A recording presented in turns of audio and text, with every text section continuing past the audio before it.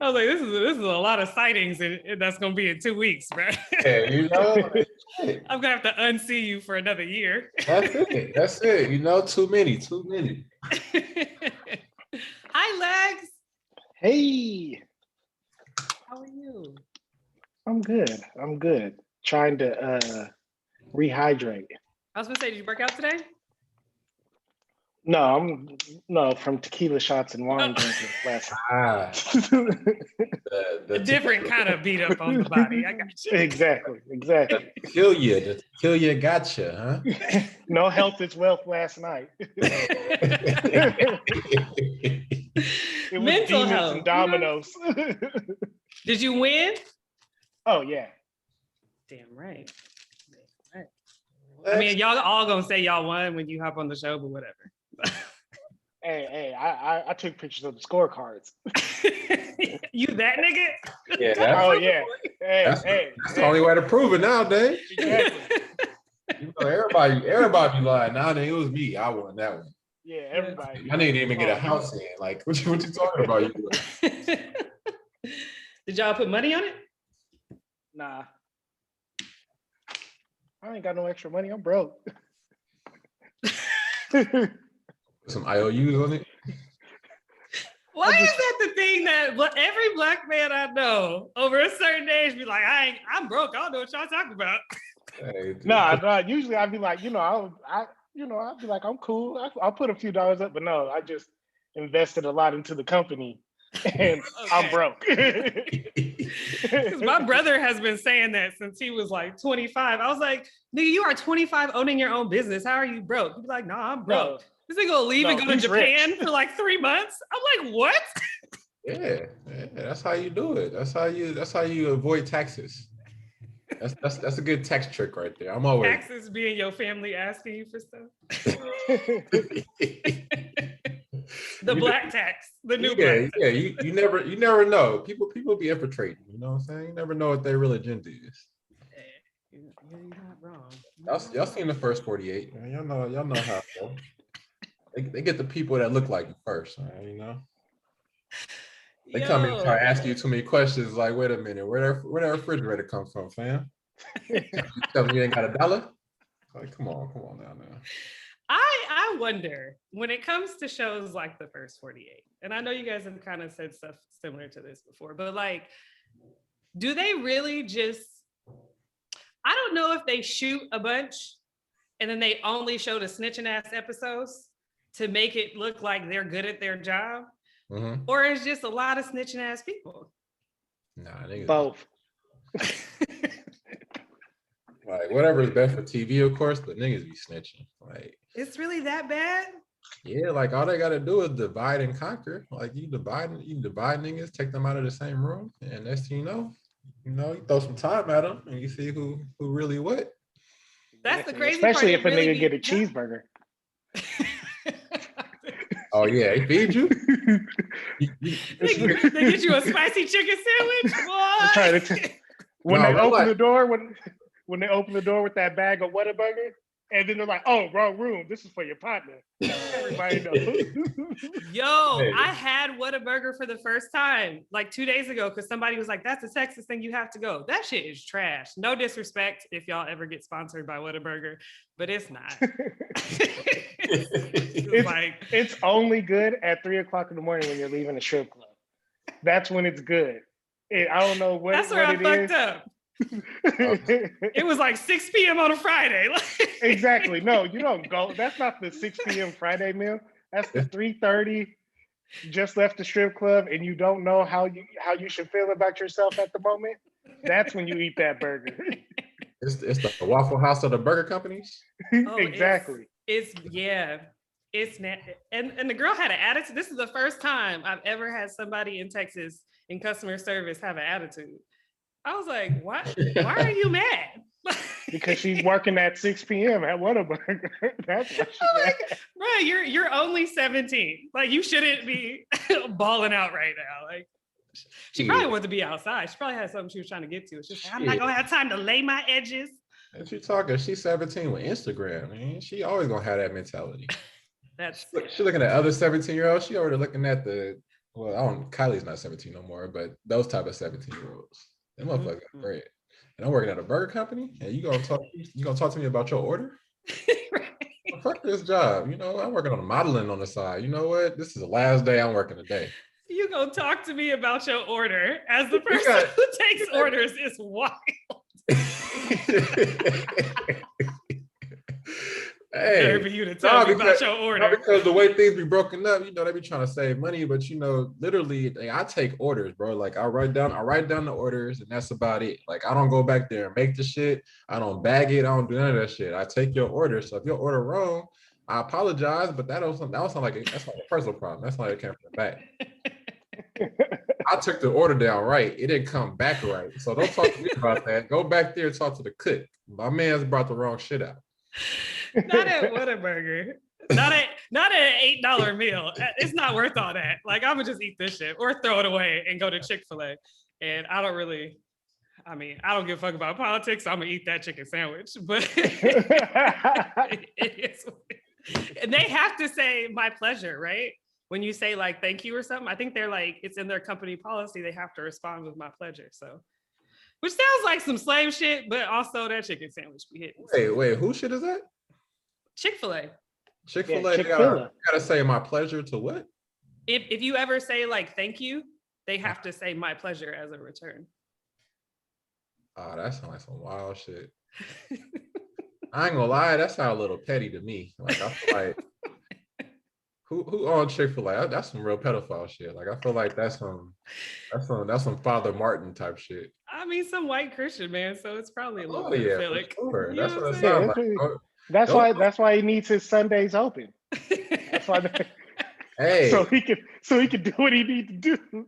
Hey, real life. Somebody need to start looking at that Chick-fil-A menu and see if it's like any secret menus like the Wayfair. Yeah, like Wayfair. Like you know, what are they doing over here? Think about what the real Chick-fil-A sauce is. That's what you guys need to be thinking about. Mm-hmm. I'm not gonna lie, I actually looked at what the ingredients were because I didn't want to have no milk, no white substances in my Chick-fil-A sauce. No. Speaking of Wayfair, I remember when that happened, I was like, for surely on that bandwagon a little bit, being like, this would make some sense. Like y'all would do some crazy shit like that. I'm not buying nothing from Wayfair. Until I moved, I had to completely refurnish an apartment. I was like, shit. Sorry, Tessa. This couch. Hey, as long as no person show up in a cage, you good. Like shit, you chose correctly. You know?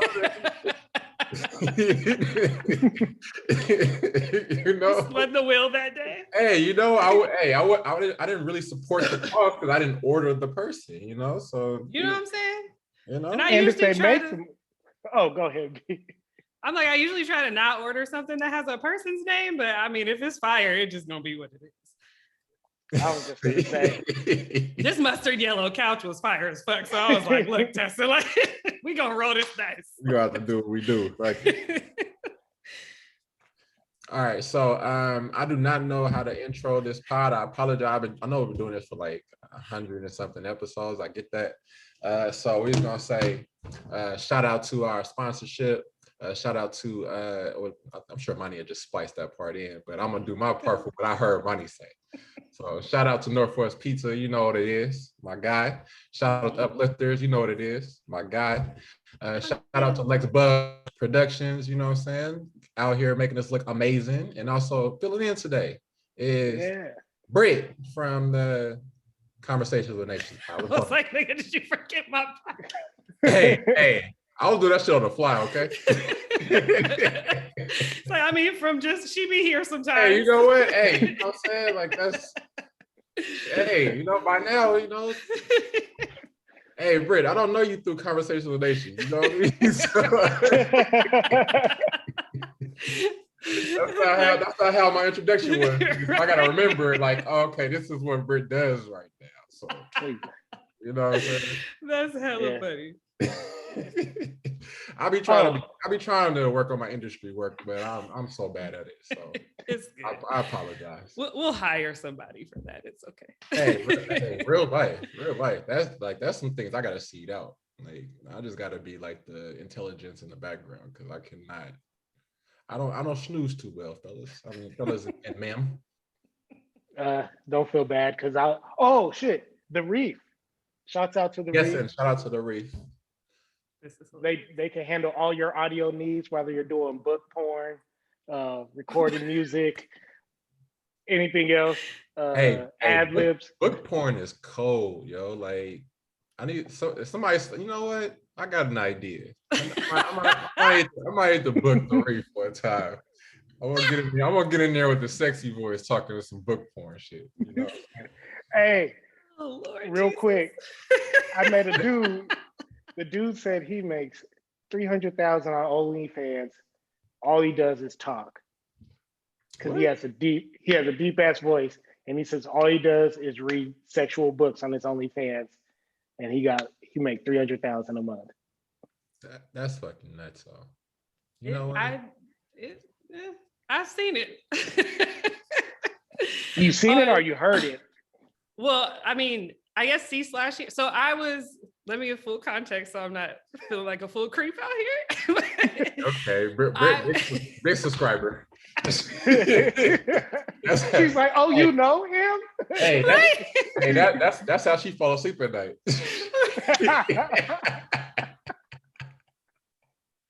Get my stretch on, set the aroma candle up. She got to look good at them the one time. Stretch it out, press play, and she ain't finished the story yet. That's how good he is. Yo, no, I was Special. She has her show on Wednesday nights for streaming, Sing Sounds, which is music, has nothing to do. But at the end of it, we always go into another person's Twitch stream. So who's ever streaming at the time. And one time we went into this dude's Twitch stream who was basically he reads erotic material on Twitch and then has a mood set visually. And yeah, so I was like, this is a little weird. Okay. Is it his own stuff or he's reading other people's shit? No, he reading other people's shit, which is also where I'm like, Oh, okay. So he's like the Kevin Samuels of he sets the mood, but he doesn't he's not pulling from his own neurotic. And maybe that was the only time I ever saw him. So maybe some nights he does his own personal, and then every once in a while he for sure be sneaking in some work from his. He be trying to split the time in, try to sneak his little product in and see if it workk or not. See how everybody responds. That's how you do it. I give you some shit that and then I give you some shit, what I'm saying? See how this work out. I'll for sure be in there to freestyle. I'll be in there to freestyle the hell out of a story. No, I'm not gonna do it for free though. I'm gonna do it for OnlyFans. Hell, you should not freeze. Do you know how quick your mind is gonna shift into some other shit? And this story is gonna start out sexual and end up with him saving the world or some shit. Yeah, no, it'll go into some whole dystopian type feel, and then people taking each other out and shit like that. It's just the last of the last men and women of the world, and then they don't even want to fuck with each other, so you can't reproduce. You know what I'm saying? All the men start fucking with the men, women start fucking with the women. You feel me? Ooh, that's deep though. You feel me? You see? Just off the dome, Lex. Had them in there thinking. You know what I'm saying? Because you got to think about it. Everybody got different time frames on when they bust. So at the point of their bust, they still, I'm just trying to get them to listen past that point. I don't want them to shut it off. I'm trying to get the full view in. You know what I'm saying? This was not the day to join. This is Ooh, if you're smart, L, you bring it up right to the point they about to bust, and then switch it on them so it takes it away. Exactly. That's disrespectful. Demon retention. You feel me? Exactly. That's disrespectful. I get it. Don't do that to a woman. Hey, you know what? Huh? Don't do that to a woman. That's disrespectful. Yeah, I don't know what that does to y'all, but for some of the men, that might empower them. They might have never knew that they could, gain retention. You know what I'm saying? That doesn't immediately give you blue balls? That is funny because I think that's a universal thing that women think for Well, I read somewhere every time you bust, it take a year off your life, and that's why way back in the day, motherfuckers could live to be 600. But now, since there's so much porn and niggas is busting all the time, that's why everybody died at 55. My nigga Lex said 600. I feel like they was fucking more back in the day. Nah, they wasn't fucking. They had too much other What? shit to do. They had hella wives. And they weren't fucking none of them. They were making it do all sorts of other shit. Yeah, like Disappointing would that be to have hella wives and not be fucking? What would you gain? I guess they run your empire or whatever, or your home, or I don't know. But I feel like you fuck less when you have hella wives, like, because now you got to deal with if you could just have hella wives and fuck them, then that shit would be amazing for guys. But I don't think that that's the case. I think you have. I feel like that wives. was the case back then, though. I don't Not know. now. Because if you got hella wives and you do damage on one, the next one's gonna be waiting like, oh, it's my turn, and you gotta do damage on that one. And you ain't gonna be able to make it through hella different wives doing damage. After a while, some of them just gonna get the limp noodle or the fake strokes. That's gonna happen. Hey, those strokes is hilarious. And it only takes that one time where like you fail for that one, and then that always sticks with her. You know what I mean? Because she's coming up on that lineup that time every single time. It ain't like you like, oh, like tonight, there's a primary who was probably like the initial one, and then it goes from there. So you gotta make sure the primary is good, and then you work from there. But your rawest one is probably the last one, so you definitely want to be fucking on the last one. You stop fucking on the first one. You know what I'm saying? It's a problem. It become an issue. So if you got 5 wives, but you fucking the 5th one, and the first 4 is pissed off, and they all congregated and created like a whole mental warfare against you on how they about to take your ass out and take her out, it's a problem. And then next they let the empire in through the sewer, and you're taken over and you're dead. You feel me? And that's how niggas got taken out back in the day. That's exactly how the empires used to go down. They used to, then whoever survived this, who told the story, they lied about that shit. But that's exactly what happened. Because you couldn't tell all the because you couldn't tell all the greatness that they did beforehand, and then had them taken out by their 4 wives. You know what I'm saying? That's not a good climax. Yeah. Empires came down from salty bitches. But are they really salty? Because it's not. I feel like it's partly the man's fault. You don't have 5 wives if you ain't gonna put damage on all 5. That's a different type of standard. I think they all had side niggas though. You know what I'm saying?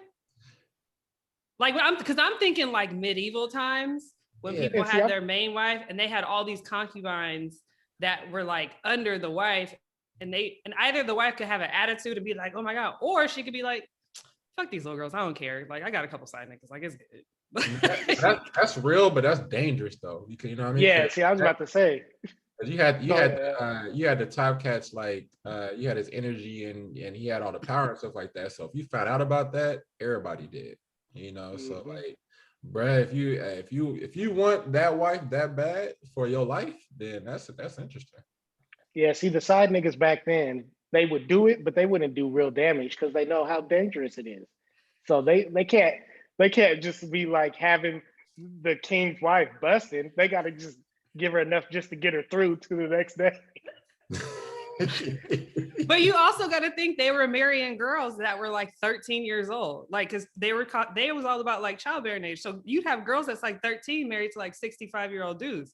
So I mean, if they not, and they was eating hella red meat, you know what I'm saying? Like no vegetables out here really. So they probably wasn't that.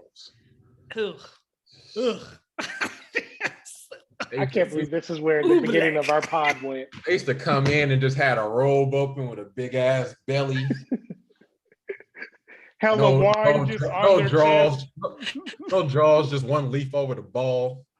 You know what I'm saying? Like trying to be sexy and shit. Got like touching his nipple and shit. And that's what gotta walk in on. She hella hairy, no fresh shower, nothing. You know what I'm saying? She just got her period and shit. This is her first experience, and this is what she got to look at. That's a cold game, yo. So by 20, she for surely got side niggas. Because by the time she's 20, he's damn near almost like 75, 80. She for sure got side niggas. Yeah. Who is doing damage? Because he not doing damage at that point. Or she's fucking the son. That's not her son. That's a good point. It's possible, or like the leader of the like the general of the army and shit like that. L, you would pick the most alpha ass nigga and be like, yeah. Yeah, you know what I'm saying? Like the nigga that gotta go out there and actually fight and he come back in, because that's just enough time, because he be going for months at a time. So he come back in town, you know what I mean? Oh yeah, he's doing damage. Oh, what? It's on He's doing hell. Actually, he might be the nigga to be as opposed to the king. When it comes to women, anyway.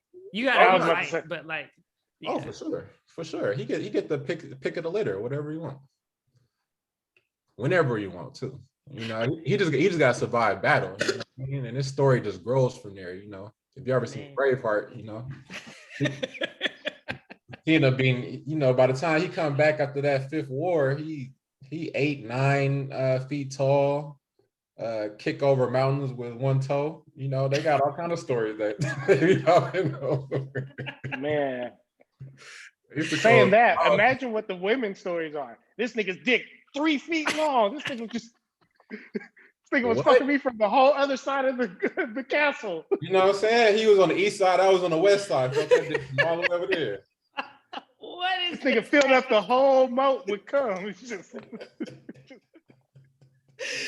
and then he's traveled too. So that means he's had some like other shit from other parts of the world. So he probably came back with tricks.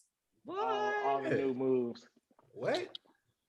You know what hey, going to war and fucking something on the road is nuts. Like that shit is great. Like as like if you go onto the road to another like dynasty or little kingdom, whatever, and you pull up on them and you get like, you know, they do like the sit down where you gotta have the dinner and it's like hospitality that you can have what you want and stuff like that. My place is your place while we bust down this business.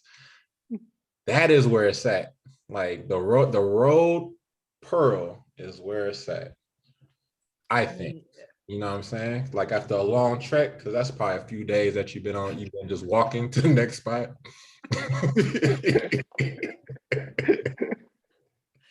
Hey. For the sake of the joke, yes. For the sake of women empowerment, no, because we stuck with y'all babies and shit while y'all just get to go do whatever the fuck you want.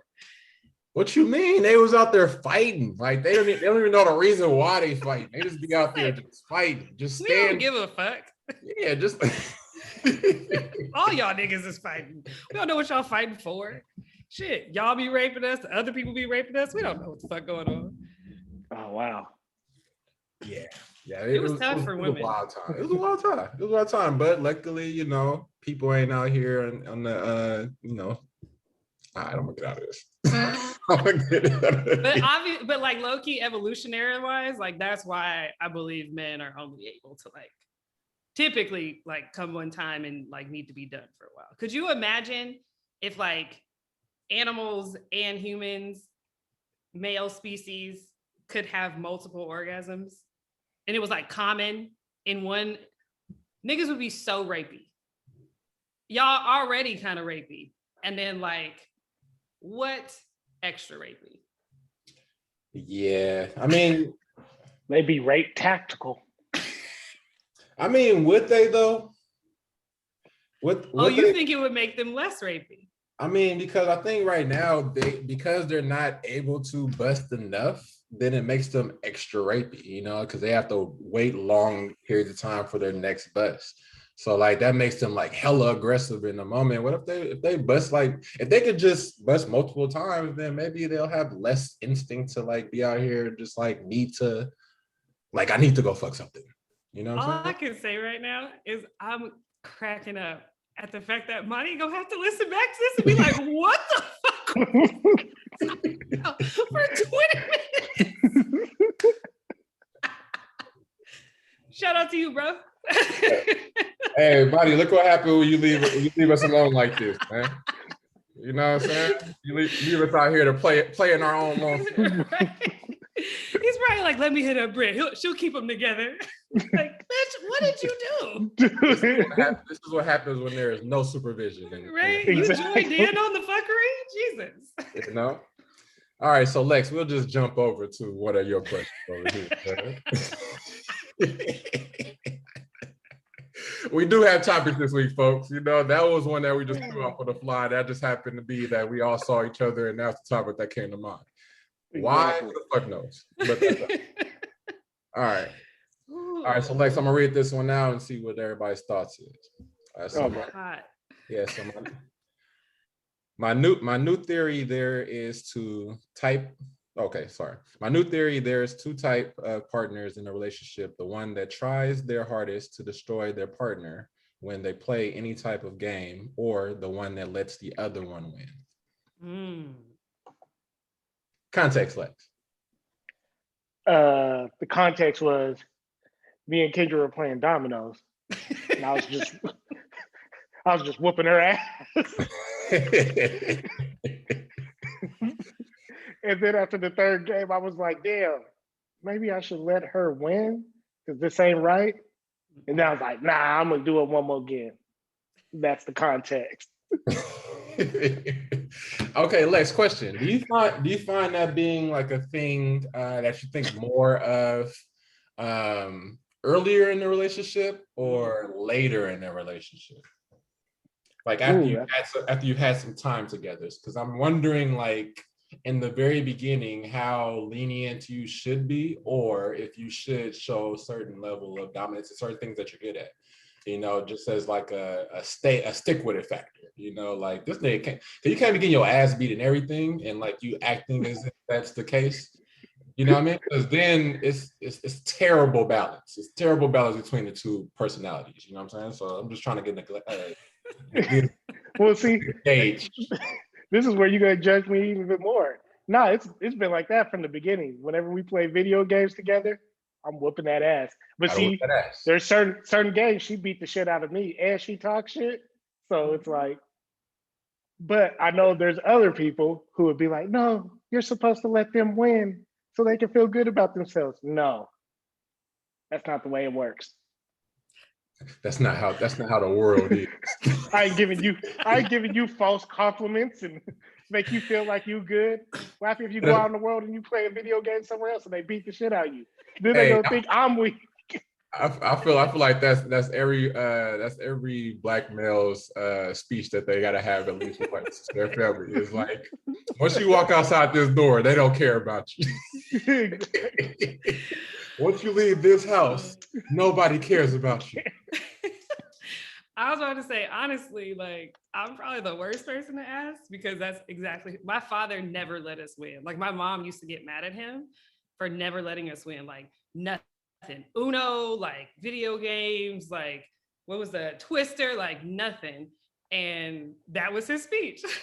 Like, when you go in the world ain't about to hand you nothing. Like, whole thing. But the crazy thing is that now, it's starting to reverse because he's about to hit 60. We're in our 30s. You done conditioned us to be relentless out here. And we be whooping his ass and loving it. But I bet you. Go ahead. No, I was just gonna say, I bet you him as a parent though, he feel good about that. I think, yeah, now that he's softened up and his ego has like shrunk a little bit. Oh, my dad probably 10 years ago, he was low-key salty. To the point he started to kind of cheat. Because he used to be a cheater, but I could tell he was getting a little salty. And now that his like ego has softened, he's just like, well, I'm gonna just take these L's, I guess. Because I was kind of fucked up for 20 years. I was gonna ask, do you let your daughter win? No. Mm-mm. No, I don't think you should ever let children win anything. Like, I think it's more of a decision that you have to make with like your partner, just depending on like where their like comfort level is, but or what you want to deal with actually later on. Because you know, if they still spicy later on, and you know it's a little issue, it's, you know, a little tension there. You gotta iron that. 600 years. Hey, I better not get no 600-year speech from my partner. Don't do that to me. I refuse to get that speech in this household. I'm gonna need you to get all that out outside this household. So before we walk in this door, don't you dare give me no 600-year speech, okay? That's hella funny. No, I mean, I would be salty as fuck if somebody let me win. Like, I get mad when I feel like somebody is like letting me win or they're not playing at their best. Like, because if I'm gonna lose, I want to lose knowing that like you know, like I don't want to lose and like feel like maybe they didn't try their hardest, or they. I want to be like, no, you came to play and you played well, you whipped my ass, versus like they was kind of just being like, whatever. Like, no. But on the other hand, because my thing is when I get the moment that I win and I get my bragging rights, whew, it feels so much better. Because I know you didn't let shit happen. So what? What if that win never comes? You got a weak bitch. No.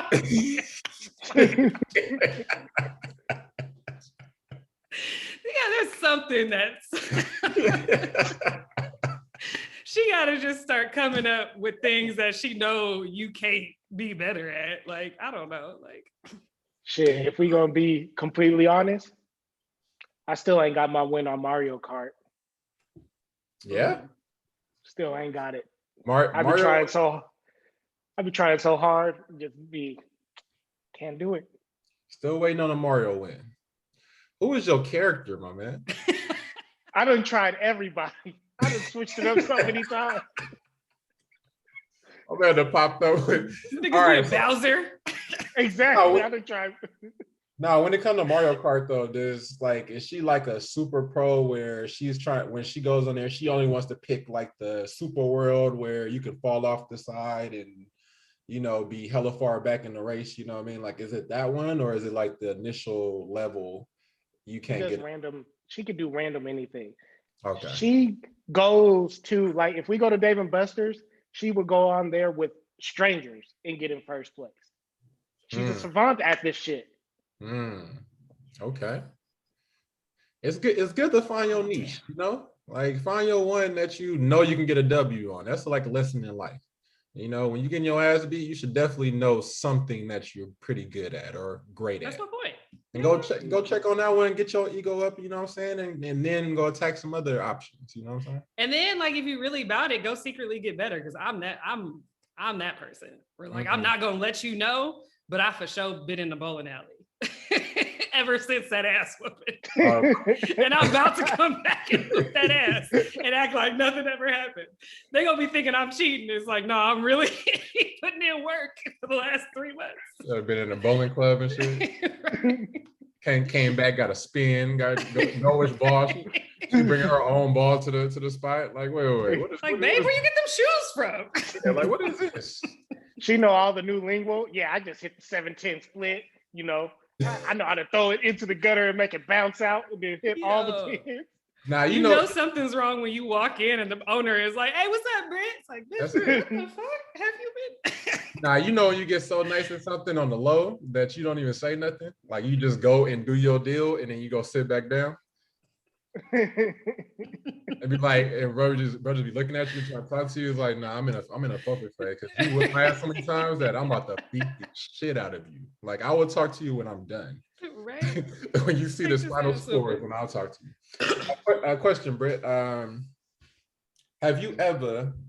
I know you're in a relationship before, so for a while, but have you ever, if your dude played like 2K or something like that, and that was like his like special thing that he always was playing that shit. Have you ever tried to learn how to play that on the low just so that you could have that extra time with that individual? When I was young, that's something that women do. I will say that I think some women will do that, because I do think there is like a message that goes out to people. I think just in general of couples of like, try to find something to do together that y'all are enjoy. So when I was younger, I would. My ex-husband was big on.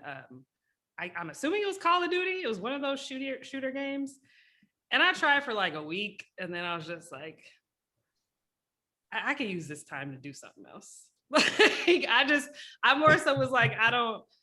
You know what, like, let this be your thing, and then I could use this time to like go have some time to myself. But it would have to be something I actually had a slight interest in. But if I try it and I'm like, I don't like this shit, like, I'm gonna be like, that's just your thing. Like, I feel like that was a gold star moment right there. Like, I don't play video games anymore, but I feel like that is a gold star moment as far as like, if that is something that you're not good at or haven't figured out how to do that, but that's something that the other person likes to do or is like enticed in or whatever, then use that time to go do something that you really like to do. That is like the perfect way. That's the perfect yin yang for this type of situation. It's literally go do some shit that you really like. Use that a lot of time and go do some shit that you really want to go get done. Because y'all don't always have to be underneath each other to like in order to say that we're spending time. Like not all time is good time. And you're gonna fuck up. Like I would be, if there's something that I really love to do, like I would be hella annoyed if you were trying to do it to be like with the intent of like I'm trying to spend time with you, but the whole time I'm like you keep fucking up my shit. Like, I just would prefer, but I got to be nice and like accept this shit because it's supposed to be like let me have my shit. Yeah, like if you got a garden and folks is like over here like cupping and pulling up shit and stuff like that and like stumping on it and walking all through your garden. It's like, wait, get your ass out of this vicinity. Like, just move, go somewhere. You have nothing symboling green thumb, like nothing. You're just in the way. Just leave me alone, But that's the thing too about getting older is, I think the older you get, and when we think about people like getting set in their ways when they get older, I think the older you get, the more set you get into like what your things are and you enjoy doing whatever your things are.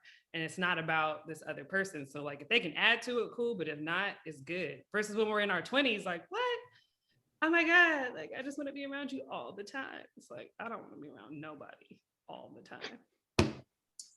Yes, yes. So with that being said, Disney, the biggest gangsters in the world.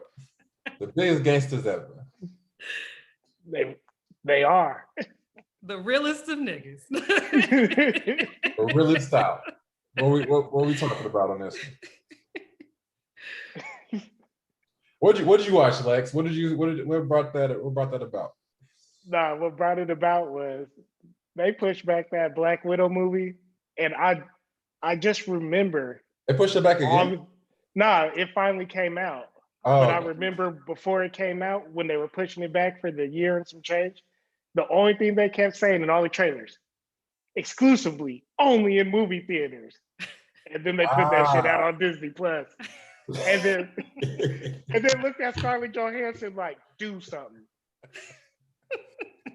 I forgot about that. That was like supposed to be their first plunge back into like the movie theaters, right? Yeah. Exclusively or whatever. Like they were trying to push that. So do you think that has to do with like her star getting a little dimmer, or is it literally just has to do with a business move for them because they're trying to, of course, get people to move in. They're in a subscriber game now, so they have to show a certain amount of subscribers every single month, and this is the best way to do so. They're finding, I'm pretty sure the data is fucking crazy right now with these streaming platforms that shows like the exclusively to your streaming platform, and then also now being able to take advantage of the theater people as well. If you can just put something in theaters for, say, a 1 week or so, and then put it exclusively on your platform, and then it hits other platforms after like a month, then that gets you some theater money, that gets you your subscribers for a specific month, so you can show that to your shareholders, and then that gets you the back end, whatever can come from, there's no DVD sales anymore, but there's just minuscule, but that can get you also to like the streaming on all these, like the opened up streaming for all the other platforms, whatever money comes from that. Because I think when they go to other platforms, they still sell you like it's a DVD, so they sell it like for like $20 or something like that, and then you can rent it. So that's kind of how the period goes for that. So do you think that that's what it is? Do you think it's the light dimming, or you think it's specifically a subscriber based model that has worked and they're continuing to get more data on that? It was definitely a business deal because they put it on Disney Plus, but you got to pay to rent it for 2 days. Mm-hmm. And you pay $30 to rent it for 2 days. And so the movie came out, and it was like the biggest like biggest selling movie after pandemic. But they keep saying, oh, out of all the Marvel movies, this is the lowest profit movie. But then they made another like 54 million just off of them putting it on the streaming side. So, and then with Scarlett Johansson, she's like, I'm supposed to hit certain bonuses if I get certain amount of ticket sales. You guys told me you were only going to have it in the movie theater for a certain amount of time, and you guys reneged on all that. And they're looking at her like, you ain't in no more movies. We don't give a fuck about how you feel. This was your last movie. Do you feel like, sorry if your question didn't get answered, but do you feel like part of her contract when she did Avengers is that she said she wanted her own movie? Because I think it's interesting that they would choose her own, I forgot what they're called when they have like the individual spin-off. Yeah, like, or there's a different word I'm thinking about, but like, do you think they thought that was the best idea? Or do you think she signed a contract and was like, y'all gonna give me my own shit at one point? Oh, I don't know. Because I feel like her storyline is only a step above Hawkeye, because I don't really care. Yeah, no, I think they definitely waited way too long to give her a storyline. This was something that should have taken place if they were gonna do it prior to. I think what they did is that they looked at the data for with like Captain Marvel, Wonder Woman for sure, and tried to ride some of those trains, which is weird that Marvel is usually like a front person, so that Captain Marvel went before Black Widow is something that's weird already. With Scarlett Johansson having, being way brighter of a star prior, and then they I forgot the person that did Captain Marvel, but then they used like somebody out like from Brie Larson, right? Yeah, so they used her out of like the outfield to play that character, and they gave her a movie before Black Widow. So that was pretty telling then, that this was kind of like a take advantage of the women empowerment deal as opposed. That's what I was gonna say.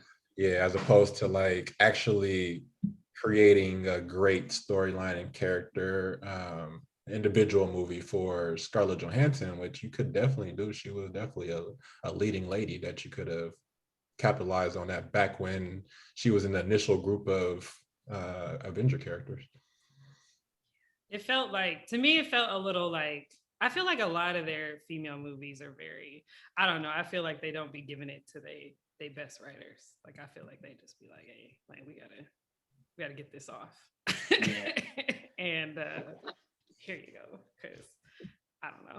Just don't be feel like Captain Marvel was like, what's her name? Wonder Woman. I didn't even watch the second one. The first one was like, okay. Wonder Woman. Watch the second one. No, definitely don't watch the second one. But Wonder Woman is played like, I overly. Gal Gadot is bad as hell. So yeah, I overly fuck with Gal Gadot. I overly fuck with Gal Gadot. She's gorgeous. They played her as a leading lady in that second one. How dare they give Wonder Woman that storyline in that second one? They had her as the softest of characters, waiting for like this regular ass, like this memory of this regular ass white dude with blue eyes. Like that's literally what they played her as. It's always that. So like, okay, so side note, I randomly have been rewatching like old movies lately. Don't tell me you're watching Disney movies. I didn't watch a Disney movie. I was actually watching a lot of Black movies. I was watching what was the one? Why Do Fools Fall in Love and like Love Jones. Anyways, I did Netflix specials on the all the old Black shit. I was like, what? I was about to say, you must have got BET streaming. No, Netflix. What do they call it? Like the Black Celebration Collection or something? Yeah. It's like, oh, there's a Black person in here. Let's call it that. Yeah, Black stories told. It was like, no, that wasn't told by a Black person. Right? Like, what are you talking about? But Twilight, this has nothing to do with Blackness, but Twilight, I was like, all right, I never got through all the Twilights. I'm gonna try to start watching one of the latest. The way I just was like so irritated about how so fucking helpless women always got to be even in movies about them, they still hella fucking help. She's just like, oh my God, like I can't live. Like this vampire doesn't love me and he's not coming here and I'm throwing myself in danger so he can come and say, and I'm just like, ugh. And the same thing they did with X-Men. Like Rogue growing up from the cartoon was my favorite character because she was dope as fuck. She was a strong ass, dope ass woman. Okay, and then Rogue in fucking the movie X-Men, she was just all sad. And I'm like, I'll never have a boyfriend. It's like, bitch, what? Like, you can fly. Like, you can kill niggas by taking off your glove. Like, what? Yeah, Rogue was more of like a rebellious character, and they took that away from her in order to like really what they really. And Rogue had niggas like Wolverine and Gambit was like, you know what I'm saying? Like, you out here sad? Shut up. She does have a certain like what they tried to play on was like being an empath a little bit like that, like. When you have like the sensitivity for your hands or whatever, they try to play on that part with the crowd, but I don't get why you cater to the crowd so much. You know what I'm saying? Like the crowd don't always know what the fuck they want until you show it to them. So it's kind of weird that they decide to go that route. But hey, you know, it's meant for like they're trying to sell as many tickets as possible. So if they're gonna cater to everybody's softness, then so be it. You know, because one woman that is like doing some shit and they got nothing to do with a man. Like that's why Brave was so well received by women. And also what the first Frozen, because everybody's like, oh shit, this ain't about her needing a man to be saved. Like Frozen is a whole like that's a whole. They got a few. I'm trying to think. There was one that was a film, I want to say, that was along those lines, but I can't think of it right now. So I'm not gonna hold up everybody while my brain goes through everything that my brain goes through right now. So Lex, did you watch the M. Night film? Oh yeah, I watched it. Did you? I have not watched it yet. But it sounds like you're thinking that you're not thinking, but you feel that he Shyamalan'd us. Oh, all over my face. He Shyamalan's all over me again. It was to the point at the end. You leave so sticky, huh? Yeah. It's like no. The only way I can describe it is when you have that one night stand and you know you're gonna wake up to somebody that you should be waking up to. Yeah. And you can't be mad at nobody but yourself.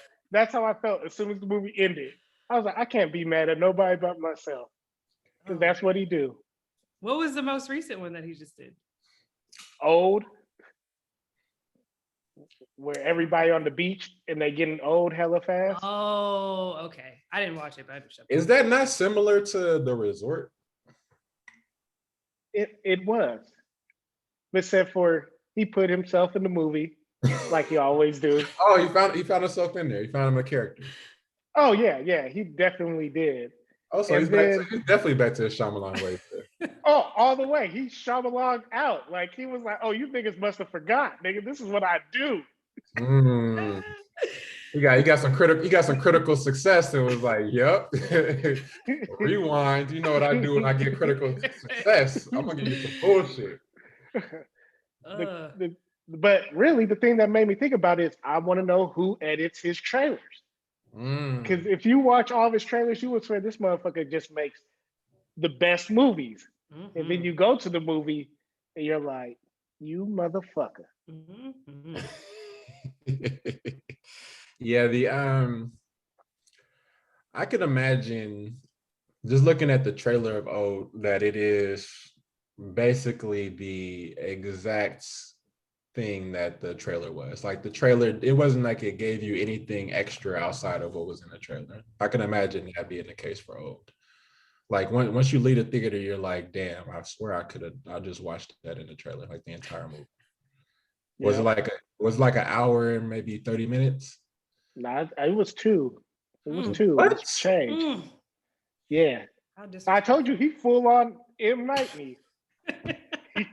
Like, you guys think I'm playing? Lex, That motherfucker, he took Lex, his shirt off and was flexing. Like, Lex, we talk about this all the time because what M. Night is great at is he's great at providing suspense. Like he can build suspense like no other, but he doesn't complete the thought. Oh my gosh, the worst closer. I told you, he don't know how to bust his nut. He get close, and then all of a sudden his grandma pop in his head, and he just fall in. Every time.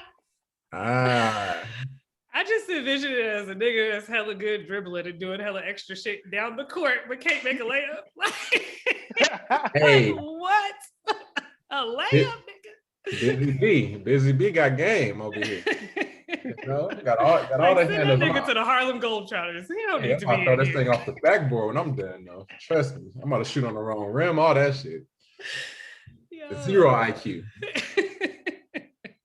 Yeah, no, that's crazy, man. I haven't watched it yet. I'm meaning to, but I'm not gonna watch it in theater. That's for sure not happening. So it's gonna have to hit one of these streaming sites for me to get in tune with that one. Just stick with The Servant. You ain't missed nothing. Yeah. He got me for The Servant. I hope that they finish this season though, because I can't wait much longer for this damn cult. I know that much. So they're gonna have to show me a cult one of these episodes, like early in this next season before I commit to the whole season. Because they stay season 4 or season 3? This is season 3. If they stay in that house for one more season, I am going to pull my hair out for them.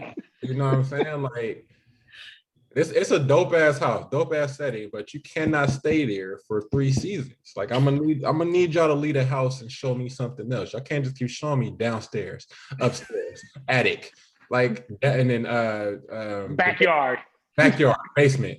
Bro, I'm gonna need y'all to go somewhere. Stoop.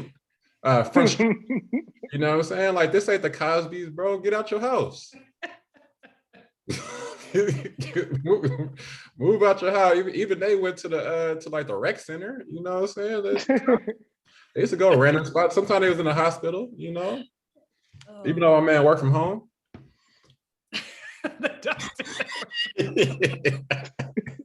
Hey, I really used to watch the Cosbys like religiously. Like, I just rewatched a couple episodes the other day. I watched that whole season when I was kind of good. What? Cosby's was dope. It stood the test of time. Hey, I'm not gonna be the person that's out here telling people what they should and should not do, or what the people think that they are bad and good at. You know, I can't. I just know that his work was great, and if everything is true, then that's fucked up. But you know, I probably should stop right there. I don't think I should have any more conversation about that part. Hey, I'm actually proud of you, El. You didn't need money there to tell you stop. Wait. You just knew. You know, like I felt like I was teetering on the edge, and my next statement was gonna be the last statement. You know what I mean? I feel like that was the one that you have to just cut the tape and can't put it out. We gotta edit that whole piece. And you know, I'm trying to get through this one with no edits. Even though Monty ain't here right now, he's gonna edit the fuck out of this entire thing. We're gonna try to do this thing with no edits. You know? I think about it, gonna be listening like, did Lex say rape tactical? Oh hell no.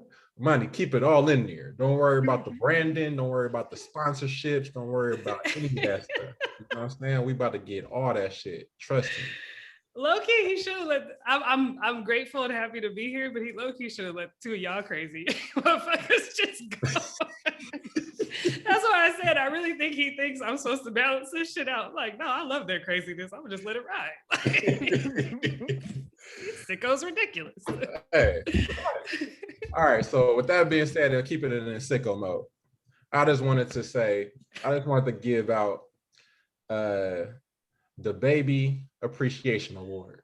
You know, that's what I wanted to do. With my time, I felt like this was perfect setting for us to do so.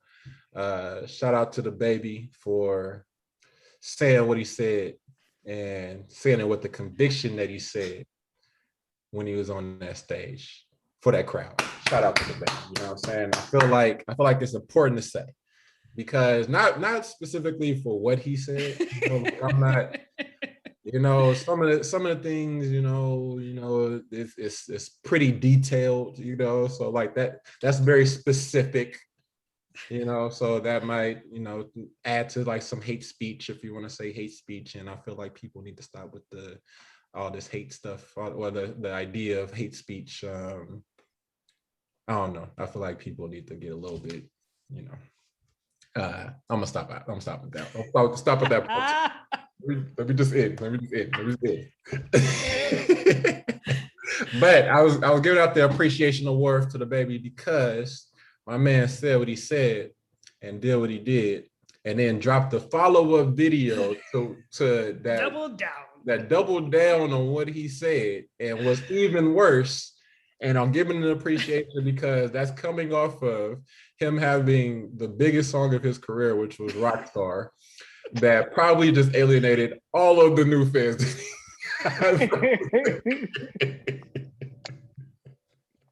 So that's why I gotta appreciate it, because at your highest of heights, my man said, fuck all this shit. Like my man just built a brand new home from scratch and put a big ass bulldozer right through that thing. Put it all the way down to the bottom, back to the foundation. We started again. You know what I'm saying? Like I can only appreciate that level of commitment to being yourself at all times. Because just taking it further into the psyche though, on something like none of the bullshit, but further into the psyche, it's just more so like the system of control and staying out of that part. Like, yeah, off of the mainline success and all that, you can literally fall into like a autopilot of just doing all of the quote unquote right things and getting all the branding and sponsorships and deals and working with all these different companies, having your own McDonald's meal and all these things that you can have like mainstream success with. Or you could be your motherfucking self and be like, you know what, fuck all this shit. Fuck you and your sponsorships. Fuck everybody that think that I should be whatever. And y'all wish y'all was me. Y'all wish y'all had the money I had. Y'all wish y'all could create your own company. Y'all wish y'all could do this, that, and the other. And I'm an entertainer. And I never said that I want to be a role model. All I care about is my child. And that's about it, and I didn't call a body and I'll catch another. You know what I'm saying? Like those are things that I can, I rock with, I can appreciate, you know what I'm saying? So that's why I just wanted to give a shout out and an appreciation to DaBaby for being your natural self. You know what I'm saying? So that is a statement by LG. That has nothing to do with anybody else on the podcast or on the Conversations with Nations, because they for sure trying to get they branding and sponsorship and shit like that. So don't think that it came from there. But I said that. I gave the appreciation. And the fire, I rock with people that just be themselves. You know what I'm saying? So I'm not mad at that. I'd rather people show me who you are and make me make a decision from there, as opposed to just doing whatever sounds and feels good to making other people feel good, like, because for one thing, a lot of people don't know who the fuck they are. So why the fuck am I trying to make somebody feel good or feel better about themselves if it's only going to be a small glitch of happiness, you know what I'm saying, for them, and they'll be on to the next thing that they're sad about and need a uplifting about, you know what I'm saying? So like, it kind of that's where I fall at. I just like people being themselves, and then you can make a decision from there. That was all for my appreciation for DaBaby. I don't know if y'all have anything on that, if y'all want to stay away from that, but I just want to give some DaBaby love, I'm curious, which is it's so funny because when you texted me, I was like, everything but that last one.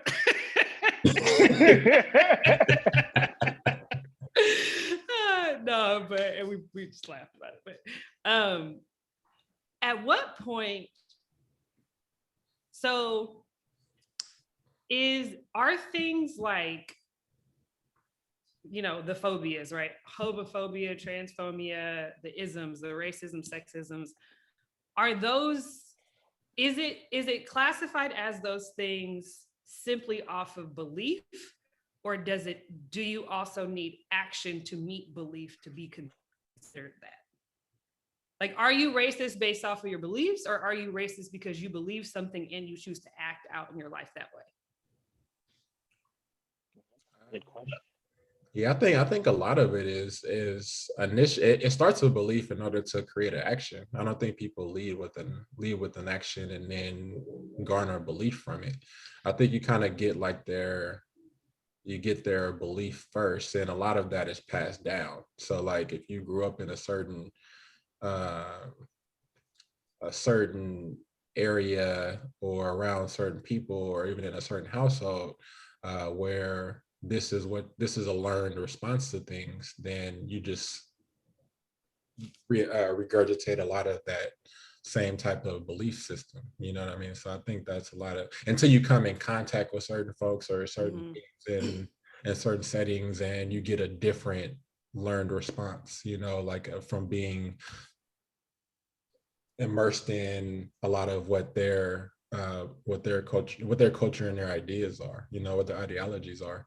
So I think until you get that, then you more so just have like beliefs that can turn into actions.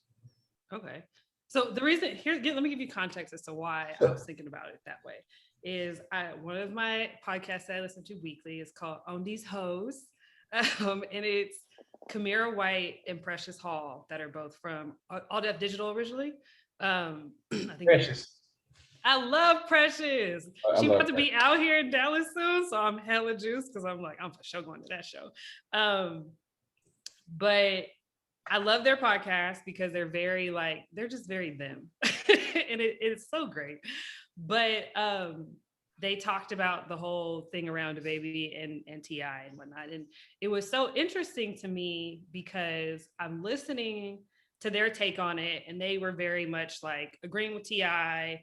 and his stance on it. And then went into like this whole thing about, they weren't directly saying it, but they were talking about their beliefs around homosexuality. And so they were kind of just separating this thing of like, do what you want to do, but like, you know, we have to still teach our kids. And it was interesting because they went into the kids thing that y'all had talked about last week, but they were talking about like, you know, teach our kids still what's right and wrong, and certain things are natural, not natural, which I'm just saying what they're saying. I'm not saying where I land on it, because scientifically speaking, like, you have all the range of sexuality in nature, but nonetheless.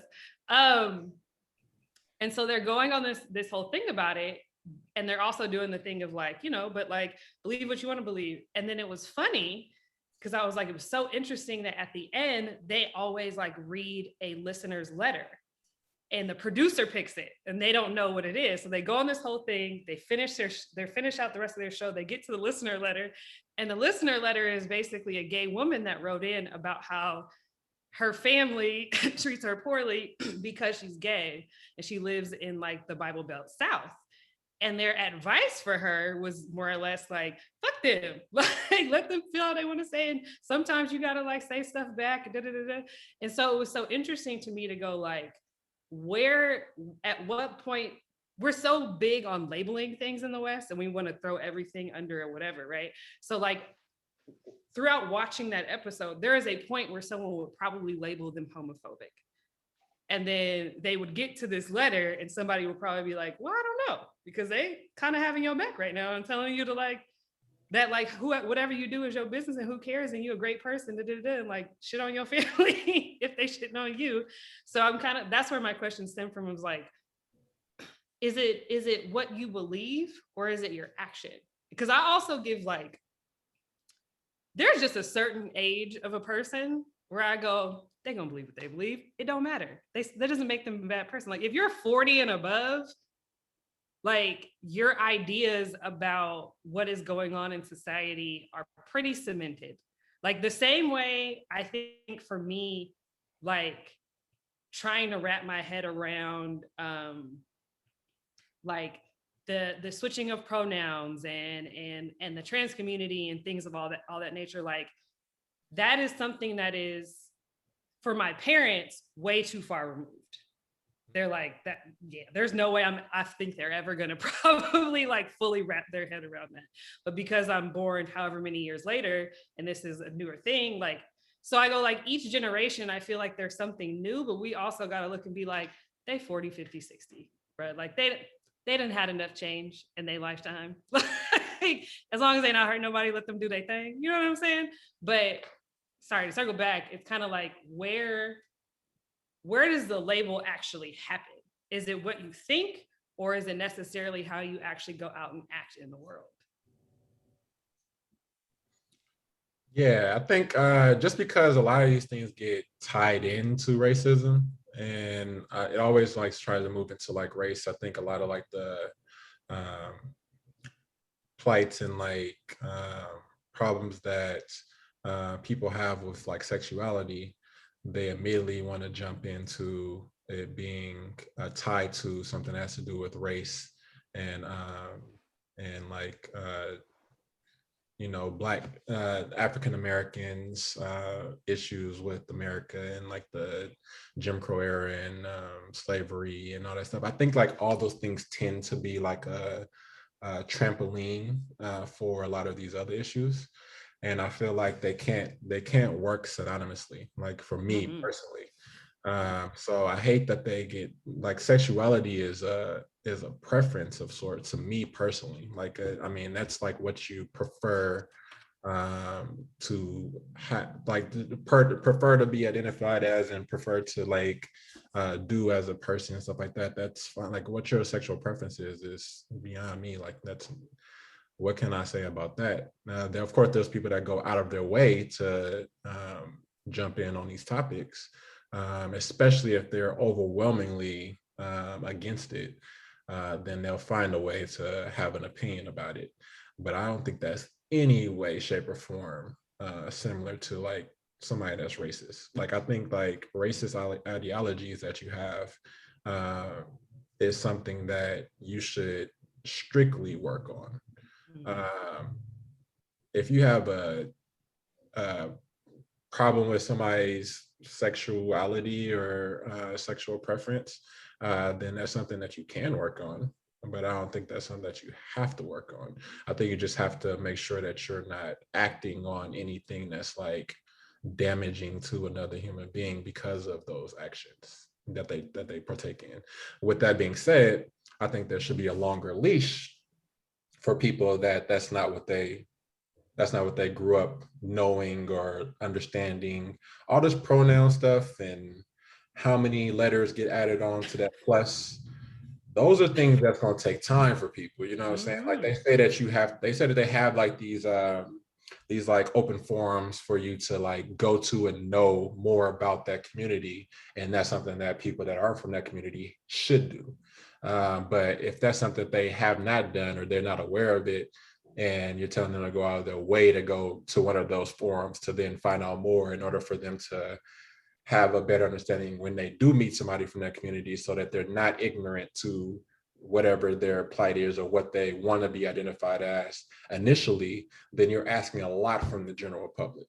You know, there's certain individuals that are like they overzealous and overdo everything. So yes, they'll go out of their way to do those things in order to make other people feel comfortable.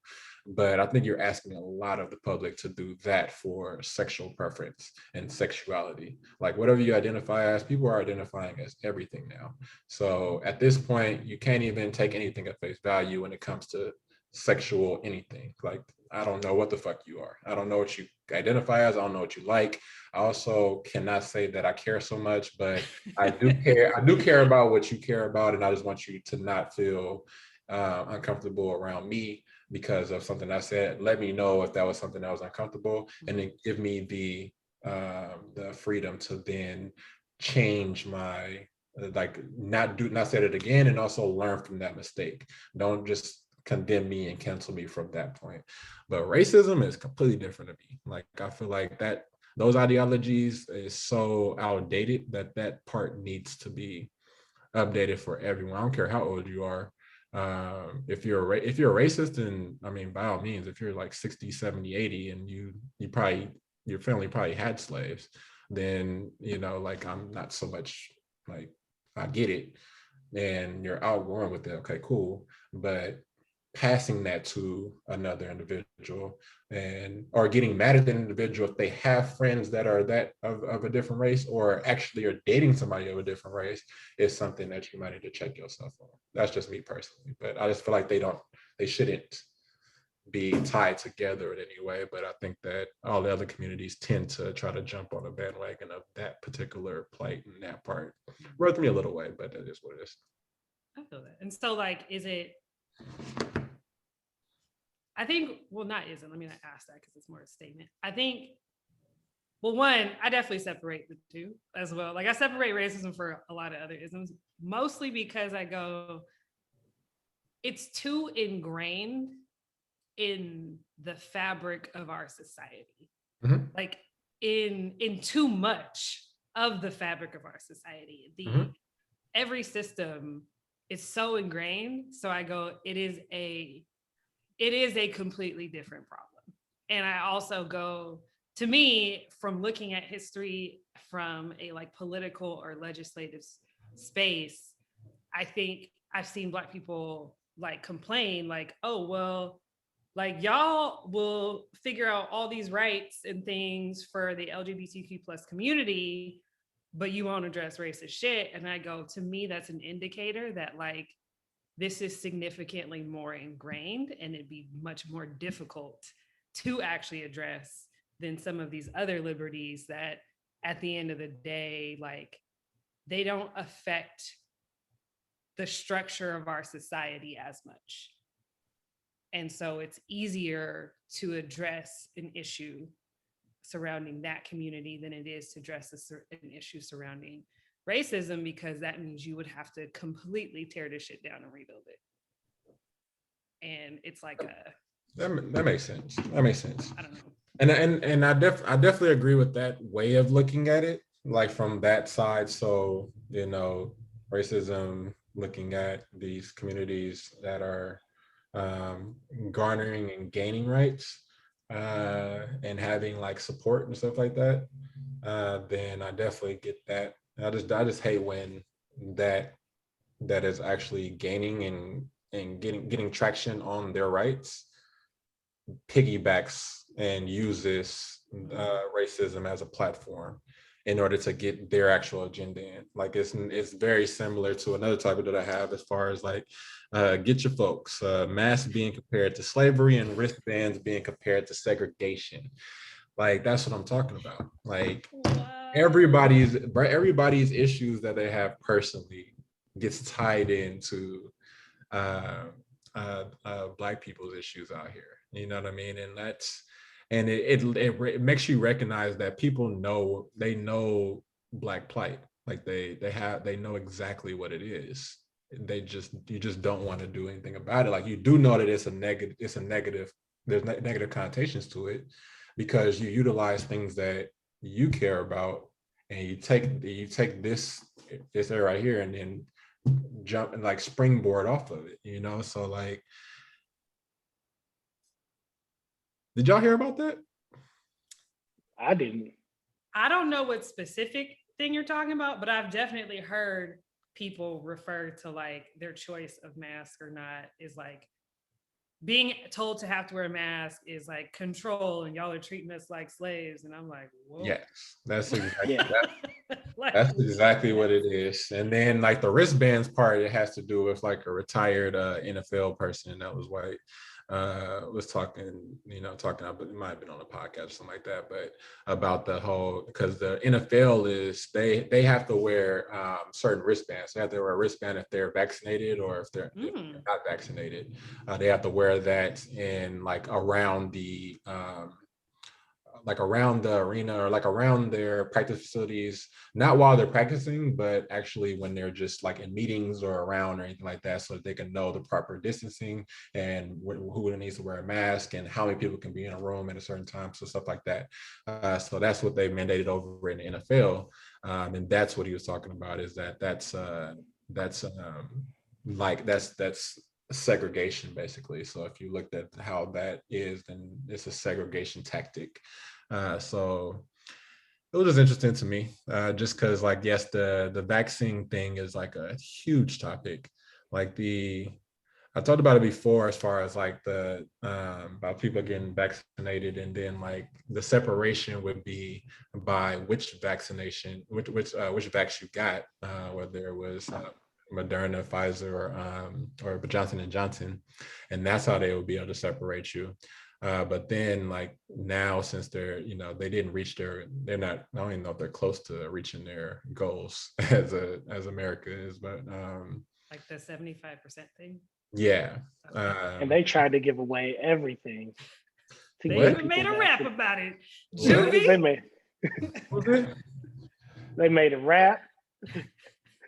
They gave away. Go ahead and vax that thing up. That nigga better have got a bag. Ooh, he better have got a bag. I would be so mad if he didn't get a bag. What's crazy is Baby got a bag from that shit. Because, Baby still owned that shit. So that nigga Baby was probably at his house. Vax that thing up. What? What is the gift? Oh yeah, Baby was for sure. He's like, he said, not in person, no. I ain't gonna be in that video. I'll definitely collect that check though. What? Lord, Baby is such an evil. Who else wanted? Nah, baby cold, but Slim might be the coldest. Because when do you ever see Slim? That nigga don't even talk. Bro, like when you do see him, she ain't saying shit. But Slim is just as big of an owner as Baby and everything. Like they bust that down. But Slim ain't said a word in 30 years. You know what I'm saying? Like the public that nigga only talk through text message and email. Hey, I swear that's the position that I would play. Absolutely. If I could pull that off, which I would love to. You know what I'm saying? Like I would love to do that. If I could just be off the globe and just collect and just talk to folks through text and email. Oh yeah. I wouldn't even have a device on me. That'd be something that I tell somebody else to write something down. And he probably that nigga that's only answering with one word. Like, cool. Okay. Bet. No, it's gonna be a lot of thumbs up. It's gonna be bet. He don't even. No, you guys don't understand. He don't talk. He just got a notepad and he just writes one word on there and holds it up to him. And they just, yep. Yeah, don't mess with my peace. You feel me? Like let me live my good life. That's hella funny. Nah, we was just chopping on that. I got one. Can I do one? Yeah. I mean, be our guest. I was going to say that wasn't an actual ask. I know not to ask with you. Do what the fuck I want to do. Like, just jump. Hey, you know what pod you owe. Exactly. Throw some shit out there. We throw shit against the wall. Let's see what. That was to Lex, who was gonna tell me yes. So, question. So I was having a conversation with a friend, and I was and we were kind of just talking about like the getting back out into like the world of dating. And he had just got out of a relationship that was like 4 years or so. And before that, it was like another relationship where he had his kid. And so like, he was kind of saying like right now in his life, he doesn't necessarily have the space between like work, his creative endeavor, and raising his child, who he has a larger percentage of custody over, and like dating. But he's also like, he doesn't have like the fuckboy energy in him. He's the nice guy who definitely reads like serial monogamous. All right, but before you finish this, I hope you don't lose this idea. But we're gonna need, since we have you on here, we're gonna need y'all to please give us the definition of a fuckboy. Just let us know what this fuckboy energy thing is. Now that we have a woman on the pod, can you let us know? Let's circle back to that because I'm gonna forget my ideas. All right. Okay. So his thing was like, at this point in my life, right now, while I'm building, like it would just be easiest for me to like have a person where I just had like an understanding with, of like when we see each other, we see each other. When we don't, we don't. Like And when we do, it's good, it's great, whatever. And we can do this respectfully. I'm not about to be on no crazy shit. Like, hopefully you're not on no crazy shit and it's good. And he was like, but the problem is I give off such like nice guy vibes that when I do meet women, they basically trying to wife a nigga. And he's like, What? So, oh, go ahead. No, I was gonna say, what did we just talk about? These women out here trying to turn niggas into bad bitches. You gotta watch out. That's the bitch he needs to go get. Like, just fly you out every once in a while. Hey, do it. And so his thing was like, so I was telling him, I was like, the issue, in my opinion, is that you can't like, sorry, y'all hit me down, it's hilarious to me. But my thing was like, you can't check off, okay, either you're gonna have to find a woman who also just wants like an understanding. Mm-hmm. Or because if you find a woman who is open, because that was a whole other part of the conversation where I'm like, nah, did it in your 30s, you're gonna find a lot more people willing to just have understandings because people busy doing shit, right? So like, I was like, either if you find a woman that is open to having an understanding, but also open to committing, they're going to put you in like the commitment bubble because of all of the things that you bring to the table. And because of how like nice and like honest and all these things you are. I was like, so I think you just can't go in checking so many boxes. Like you gotta go in with the ability to check 10 boxes, but only check like 6 of them bitches. Because if you check all 10, they gonna wanna like be with you. And he was like, well, how do I not check all of them if all of them is like who I am? And I was like, I have answers, but they feel a little out of pocket. But so I'll bring them to y'all. My first thing, I was like, lie to these hoes. Are you want us to give them out of pocket? you don't want to break it to them easily. Okay, rip the Band-Aid off then. But yeah, so like one of the things I did say, I was like, I'm not going to promote lying to people because I don't promote that. But I will say, I did talk about like frequency. You should probably throw some. Not go for it. He don't gotta lie. That's the fuck boy energy, L. That's what I was checking. I was trying to see what you were talking. No, I think frequency of access to you is something that you can control a little more. Like you could be yourself, but don't be out there like in their phones every night. You know what I'm saying? And like all that shit. But I don't know, what would be y'all opinion?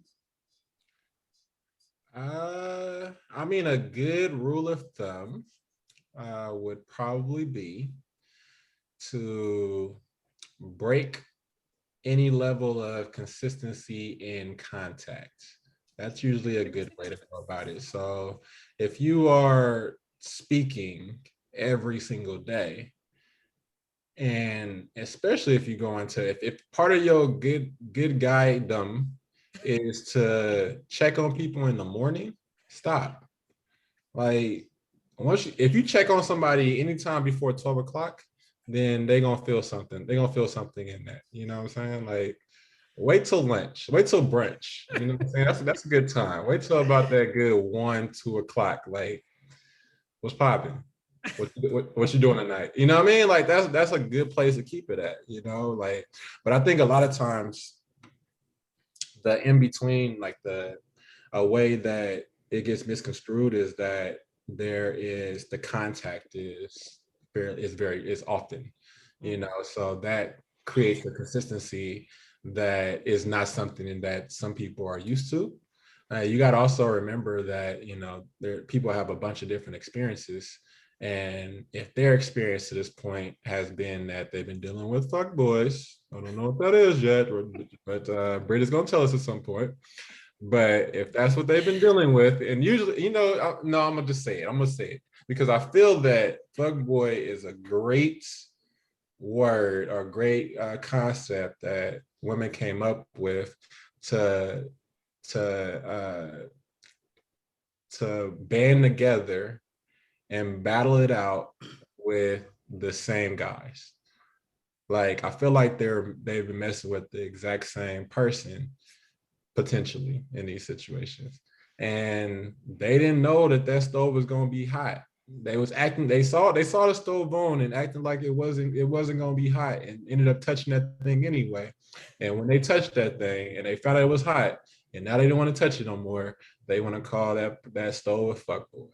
Like I feel like that's like a easy way to break out of a situation where maybe feelings were involved, but it didn't work out, and a good way for something that didn't work out to be nixed in the bud and make you feel better is to call it a fuckboy. I feel like that's the way that goes. I don't know all the guys, so I can't tell you. I don't know all women, so I can't tell you. But back to what I was saying. That was a great definition. Fuck with me, Lex, you feel me? No, I don't fuck with you at all with that definition. It's the self-removal.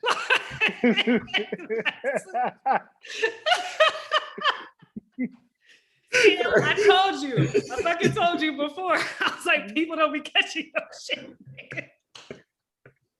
Let me move myself out. That's a general answer right there. That has nothing to do with anything that I know. Okay. All right. But what I was talking about before that. I went on a fuckboy tangent. So I wonder. It's about how to help this young Black brother drop from a 10-star to about a 4 or a 5-star. Got it on the review point. Yeah. I mean, just think about it. I'm glad that Lex put it that way, because it should be very similar to like how people leave Yelp reviews, or how they leave Uber reviews or Lyft reviews or any type of review. It's like, what turned you off in that situation? You know what I'm saying? And you should probably balance being yourself on your side. Like, you probably should do like some mental gymnastics where you do a good variation of like who you are, and then do a good variation of some shit that you would never do in life, and mix those two together and utilize that as your mentality throughout like your singledom. Now, when you getting back to like the phase of wanting to settle down again, or while you're doing this wild shit, this fun little wild piece right here, while you're doing that, you find somebody that you actually fuck with, then just fully shine as the good person that you are. You know what I'm saying? But like, everybody shouldn't get the good person that you are. And then also, not everybody, given that you're a good person, not everybody is going to end up being the person that messes with you as the good person, like long term, unfortunately. So, I mean, I think that's something more so for like the individual that you're dealing with than you. I think you just continue to be you. But if you want to like break them off easily because you kind of care about their feelings because you are a good person, then you should probably start doing more, mixing in more of the fuckboydom in your individuality. Can I ask a question? Go ahead. Thank you.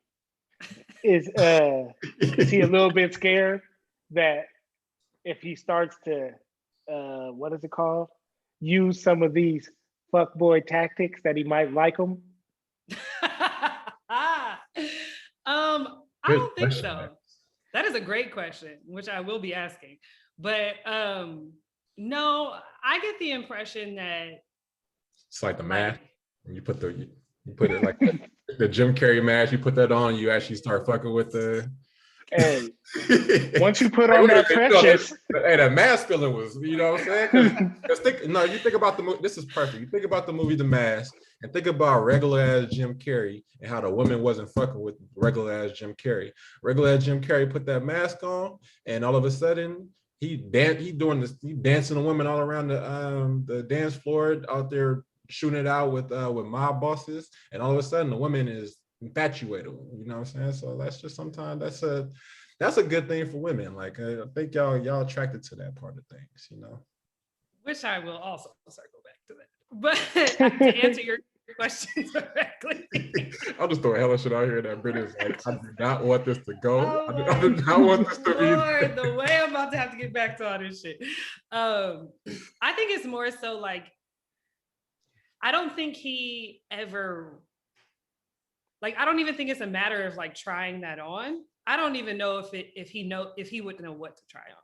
Like, he's not, some people just ain't got it in them. You know what I'm saying? Like, they are always going to more or less be the nice person.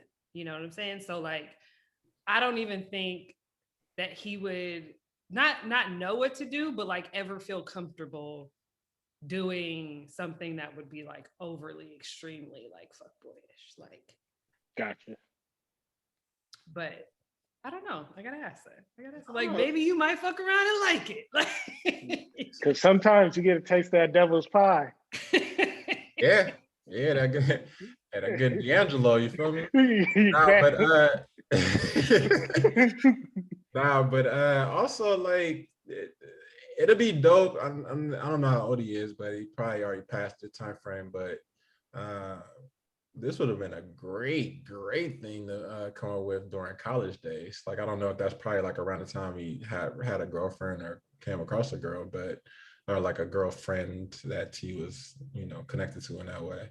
But that was a great time to work out these kinks, like, because that's when you can actually find like a woman or whatever your preference is. You can find whatever it is, and they can probably in a way turn you out because they're not looking for that. Like, they're literally here for whatever it is that they're here to major in or what they trying to do business wise and shit like that. They're not even interested in this being the case, and you being a good person is now like, this is the moment that you get your shit broke. You know what I'm saying? And then that broken piece right there is something that you can take with you for a lifetime to go out there and break some other shit. You know what I'm saying? Like, and that's the part that's missing. He needed his shit broke. This is me sitting back and letting you just dig your own fucking hole. You're like, what is a fuckboy, Brittany? I'm like, I'ma just let this shit play out. Like, oh man. So yeah. let me circle back to your question, because what's interesting is that I actually started an episode and was like, oh God, this is too much for me. So HBO Max has that fuckboy show. Have y'all seen that? Fuckboy Island? No, I didn't even know. I saw the banner for it. I gave it one episode. It was not it. So the concept is that there's 3 women. They're trying to find love, and there's 24 guys, and half of them are nice guys and half of them are self-proclaimed fuckboys. And their job, I guess, throughout the season is to try to find like a good guy and kind of weed out the fuckboys. I'm guess at some point they're going to try to have a plot twist of like, some guy is a fuckboy, but he changed his mind for you, because we need to keep solidifying that lame ass idea to women.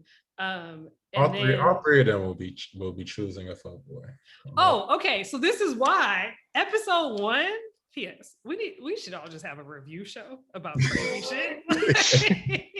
That shit would be fire, but nonetheless. Episode 1, it was so crazy to watch. First of all, it's also like the type of woman you're gonna get to do this show. Probably not good at finding fuckboys. Probably has lived their life with fuckboys. Like, but nonetheless, it was so crazy and slightly cringy to watch all these women try to process who they thought was or wasn't. And they have their like individual confessionals, and it was crazy because these girls are just like, no, I think he's like really, really genuine, because he opened up to me about how his sister is deaf and like the struggles that she had. And this fool on his special be like, you got to give bitches a little bit, and then they open up them legs. You're just like, Jesus Christ.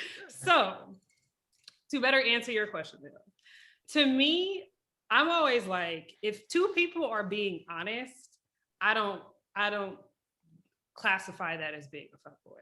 If someone from jump is like, you are not going to be, I don't have mains. Like, everybody's aside, this is what it is, or however you want to phrase that to a woman, right? That is what it is. And you chose to do what you wanted to do with that. My thing is, when any form of lying or manipulation comes into play, I think that is where I start to call somebody a fuckboy. Like, they are purposely, like, even when you watch the shit, like, they are purposely doing things to get women to be more open to them. And like, it's like less about like, I just want to be able to come and kick it and do what I want and leave, and we both can leave as happy human beings, and more like, I want to manipulate you to like, I want to be your drug, as opposed to like, I want to date you. I want you to be addicted to me, but like, I'm not really about to be that serious about you. And I think that to me is the level where I go, that's the fuck boy. And I will also give you credit and say, yes, women like to touch the stove. That's all. That's all I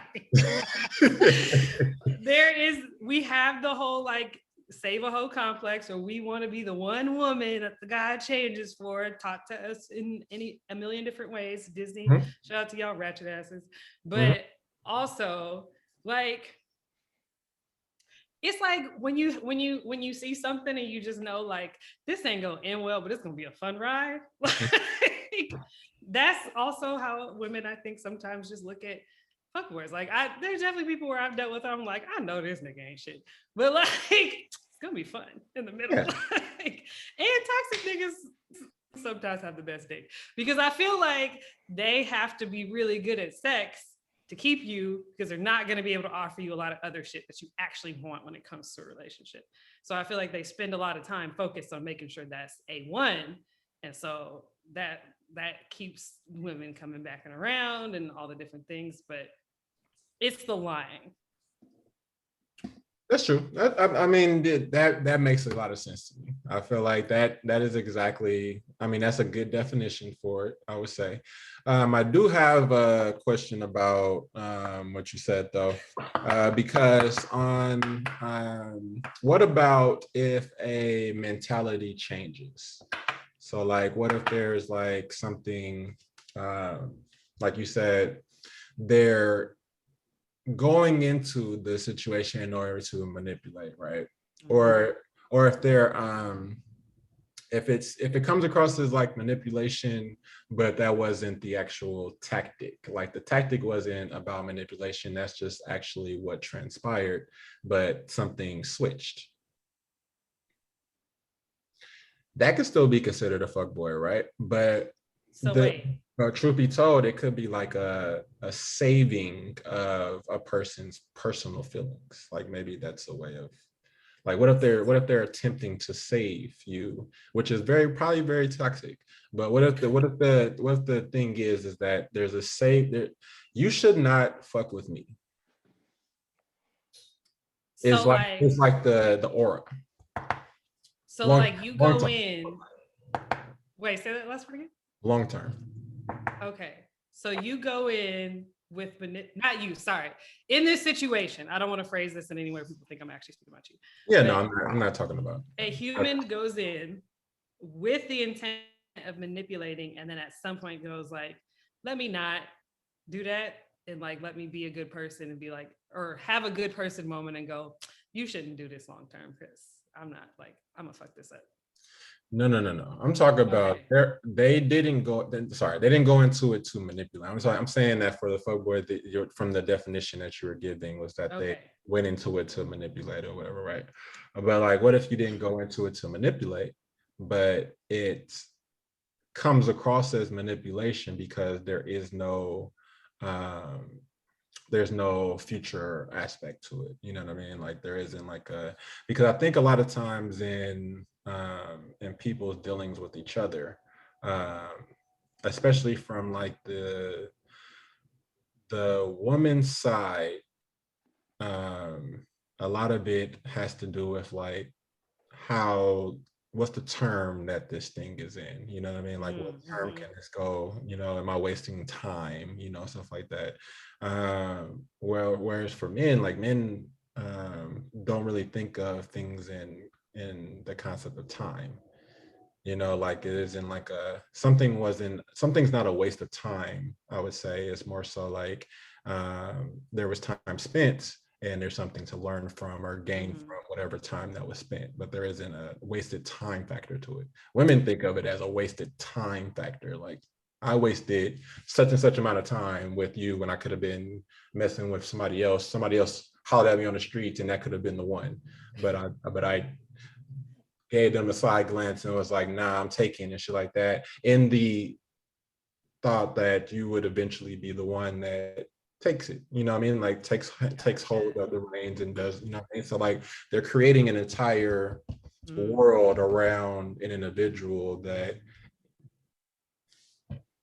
I agree with you. I think this is the scenario where I think your previous comment makes the most sense, where women will sometimes just use fuckboy as a way to be dismissive about, like it's a way for their defensiveness to come out of like, well, like I'm gonna just say she wasn't shit because this didn't work out how I necessarily wanted it to work out. I do think that more often than not, women more so than men are definitely thinking in this realm of like time and like how much time did I give you and things of that nature. But I think that there are two things I will say. There has to be honesty and communication. And if people are not doing that, then like I just feel like if you're not communicating on both ends clearly what's going on, or asking and then answering truthfully, like you're just walking in a world of assumption. And I don't really think you should put concrete anything in a world of assumption. Like why would you cement and foundation something in a something that isn't cemented or actually real? I think that's one side of it, but I also go I don't know if you want to bring this into this, because I don't necessarily know if that stream of consciousness is linked to this, but this idea of like saving people, that shit is mad toxic. And I say that as someone who has done that in a lot of different areas of my life, even outside of romantic relationships, like friendships, like work with kids, like being like, I'm gonna help you be the best you, and you got to realize like, bitch, that's toxic. That is not your job. Get the fuck out of here. Like, and I've kind of more so gotten to a place of like, be my best me. And if some shit rubs off that they want to take, then some shit rubs off that they want to take, but it's not a project. I think I've definitely looked at people as projects. And that's sorry. That part is hit, right, Lex? Right. It hit me hard. Damn near threw up. I got punched in the stomach so hard right there. That's why I laugh, because you can't see Lex's face. Sometimes I be forgetting he there. And all of a sudden he just got, It's like, wait, what? But yeah, it's just,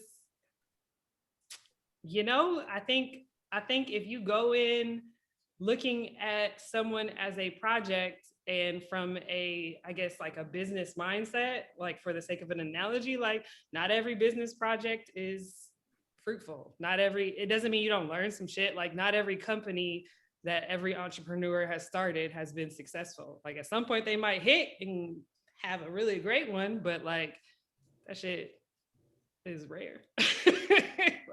Hey, there we go. See, more relationships should be in the same strand as business. Like they should probably be more. I want to be clear that that's not what Brittny said. Don't summarize my shit. Hey, no, because I think everybody did a summary of that entire little piece that we just had just now, and that's what it was. Is that more relationships? This was a quote from Britt. I'm paraphrasing, of course, but that more relationships should be in the realm of business. Like you should think of it more of like a business where, some of them work out, some of them don't, but you should always, what did we say? Something about startups?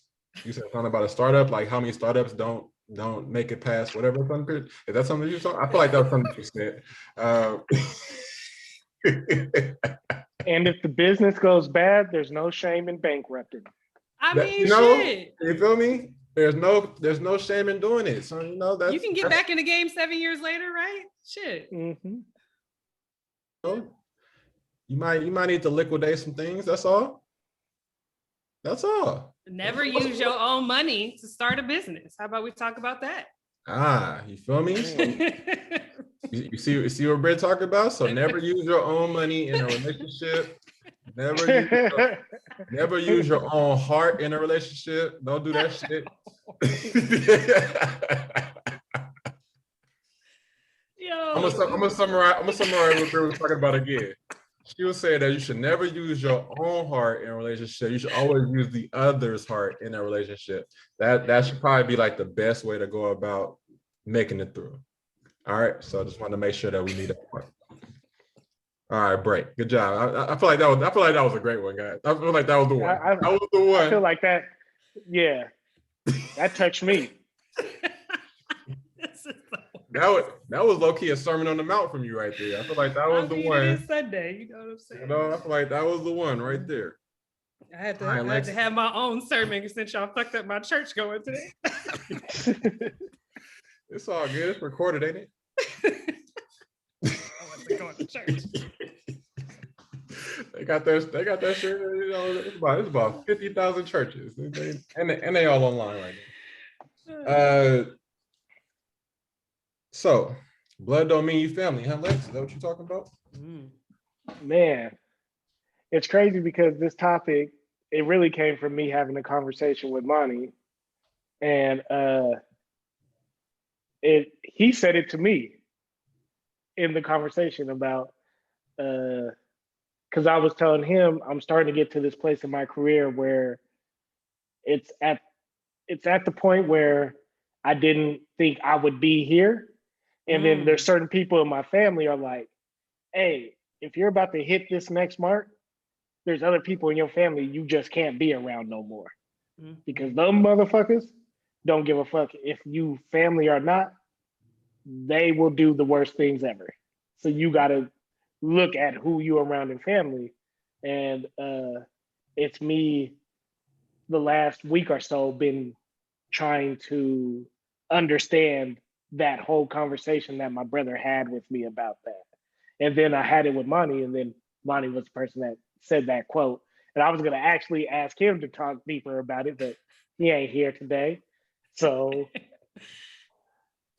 you guys can talk about it if you feel. That was a Monty question? Yeah. I should have put it in parentheses. I mean, I feel like that's something we see often said. If you listen to any well-established in business, regardless of where they come from, conversation, right? You hear Jay say that, you've heard Nip say that, you heard Charlamagne say that, like everybody, and you can hear people that aren't Black say that, right? But I think it's significantly, actually, let me not even say that. I won't even say it's significantly more prevalent in the Black community, because I was going to go the idea at the level of scarcity. But actually, white people be fucking that shit up too. Like, white people doing crazy shit to people in their own family because of money. Like, they be doing more calculated shit. Like, they shit just don't even be as obvious. But I think that. Yeah, but let's talk about it for real though. White people ain't from my heart initially. Like, it's not like that was something. It was always tactical. They lost that heart a long time ago. The Caucasus Mountains. Yeah, that's the Dark Ages. That shit been gone. Like, it was created. No. Go ahead. But I think that I will definitely say that, like, as someone who has just started creating things and is going to create something that is going to require people to like have to put money up to have it, I don't expect that, like, not my circle, but like, I don't expect the immediate people around me or necessarily be my family to be the ones to really overly show that love and support, mostly because, like, I don't know, I feel like that statement of like, you got to go outside of your home to actually ever be fucking recognized. And it's said more so in a sense of like leaving the physical village, right? But it also, I think, has a sense to it of like leaving the people that are like necessarily in family or immediately around you. Like, some people, they too busy seeing it's a unique person that can see all of you, because most people are either going to see Lex, the nigga they grew up with their whole life, or from the outside looking in, it's Lex, who has the amazing production studio and is a great executive producer and a great writer. Very few people are going to be able to look at both of you in the same person and value all of you as a whole. I think, you know what I'm saying? Like I feel like family will look at you as like Lex, the nigga they grew up with that now got money, as opposed to like this other amazing creative who had to work so hard and has done all these things and sacrifices and their intellectual talent and property. Like motherfuckers ain't seen, very few people see all that shit. That was beautiful. Nah, true. I'll let you know that.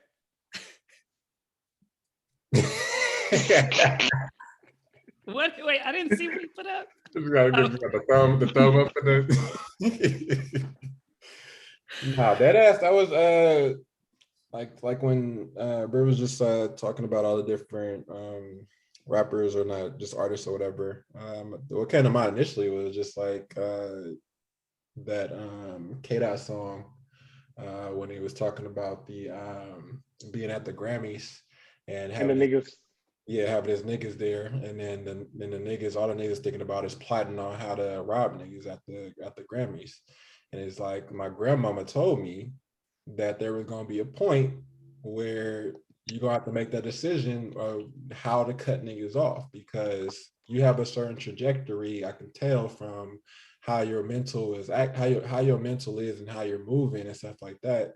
But you have these niggas that don't see a vision, you know what I'm saying? Like their vision is only in 2D basically, you know what I'm saying? Like they can only see what's in front of them. They're looking at stick figures basically. They have no clue. But you as a vision person, visionary, whatever you want to say is the word for it.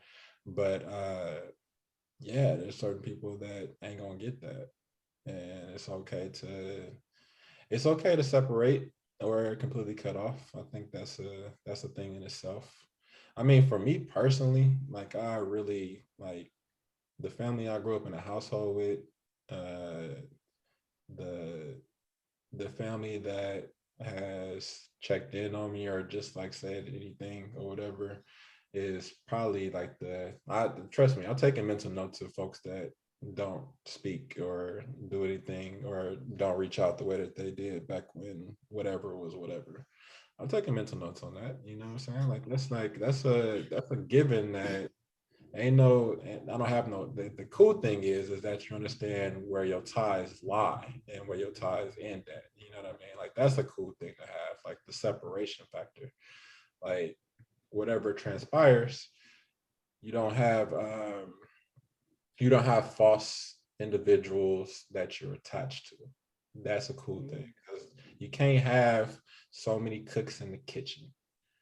Too many people in this motherfucker. Some people you sit at that table, some people didn't get invited. Sorry. It is what it is.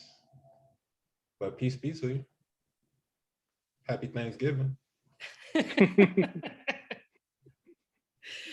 I think one thing I've started to look at as I really try to create a circle is like the difference between someone who will mimic versus someone who will create. Like there are a lot of people who will literally, who can only thrive off of, I saw something and now I want to do the thing that I saw, versus like I can originally create something. And not to say that like a lot of things that we create aren't influenced by other things, but it's one thing to see something, have that turn inside your head and have that spark a different idea, versus I saw it, that's what I want, so now I want that thing, right? And so like I think a lot of times those are the people who I tend to feel are the most opportunistic, are the most like it's the quickness of it. It's the like, if you aren't willing to give time to the creation process, then I know you don't respect it. So that means I know that like this is gonna be what it is. You know what I'm saying? Like, so I think that's something I've definitely like looked at is to like watch how people move and see like, do they create or do they mimic? And not to say somebody who does create can't also be on some shady shit, but it is something, it's one of the things that I know that I utilize to like kind of figure out where people are going to be placed.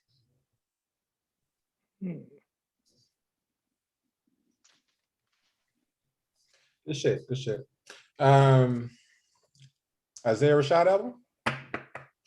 Did you listen to it? Yes, sir. What'd you think? For me, I think this was his most, and I might get slack for it as I'm listening to it. I feel like this is his most put together album. Mm-hmm. You can tell some of the healing that's transpired in his absence.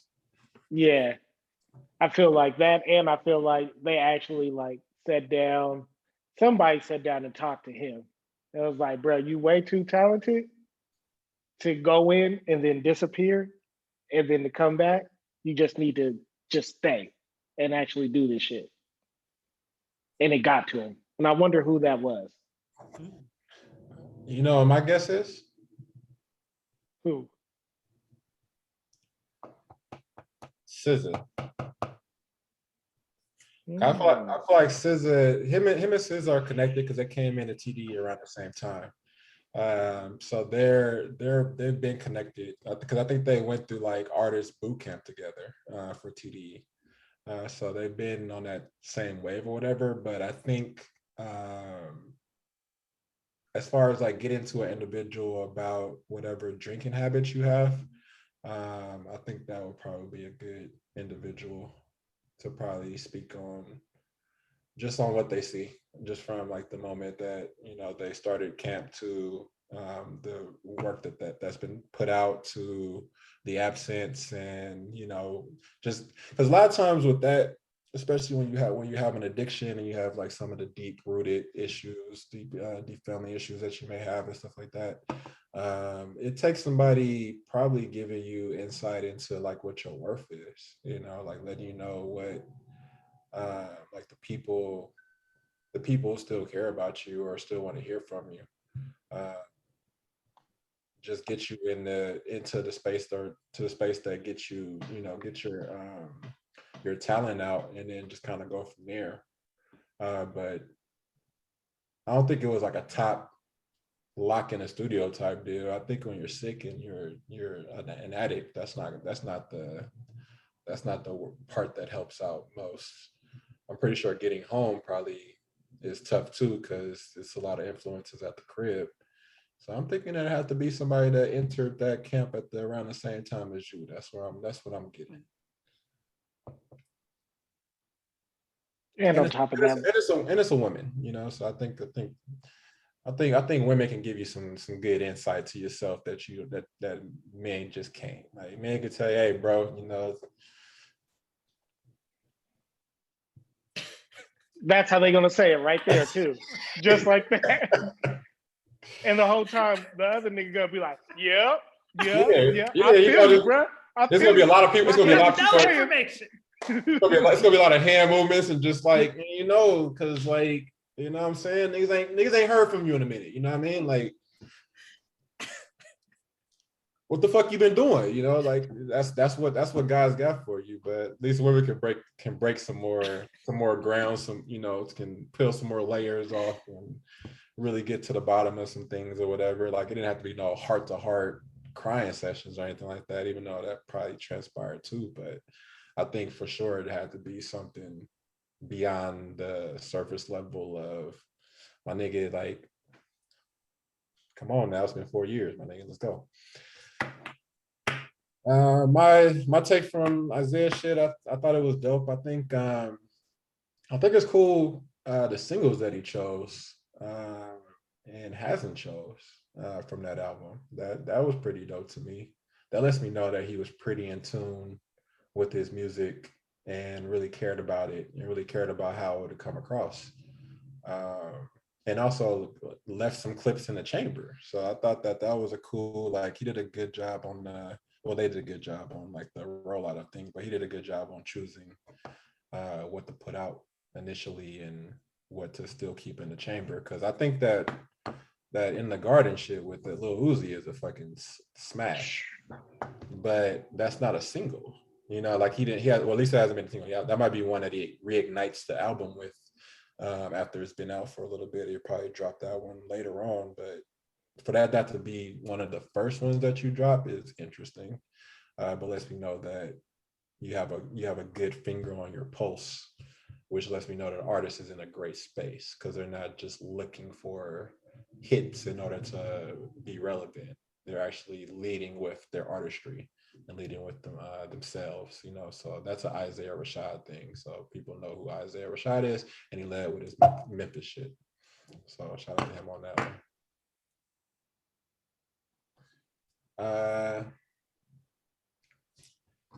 We about to get up out of here in a second.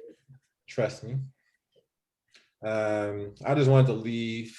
I don't know if y'all had anything else. Y'all got anything else over there? No. Oh, shout out to all the YouTube subscribers. We're a little bit late. We apologize. Keep running the numbers up. How does that nigga Money say? Yeah, keep running the numbers up. We respect you. We love you. We put out the Without challenge. you, there is no us. Keep the challenge going. You know? Yeah. Meet the Braves, Monty Draper.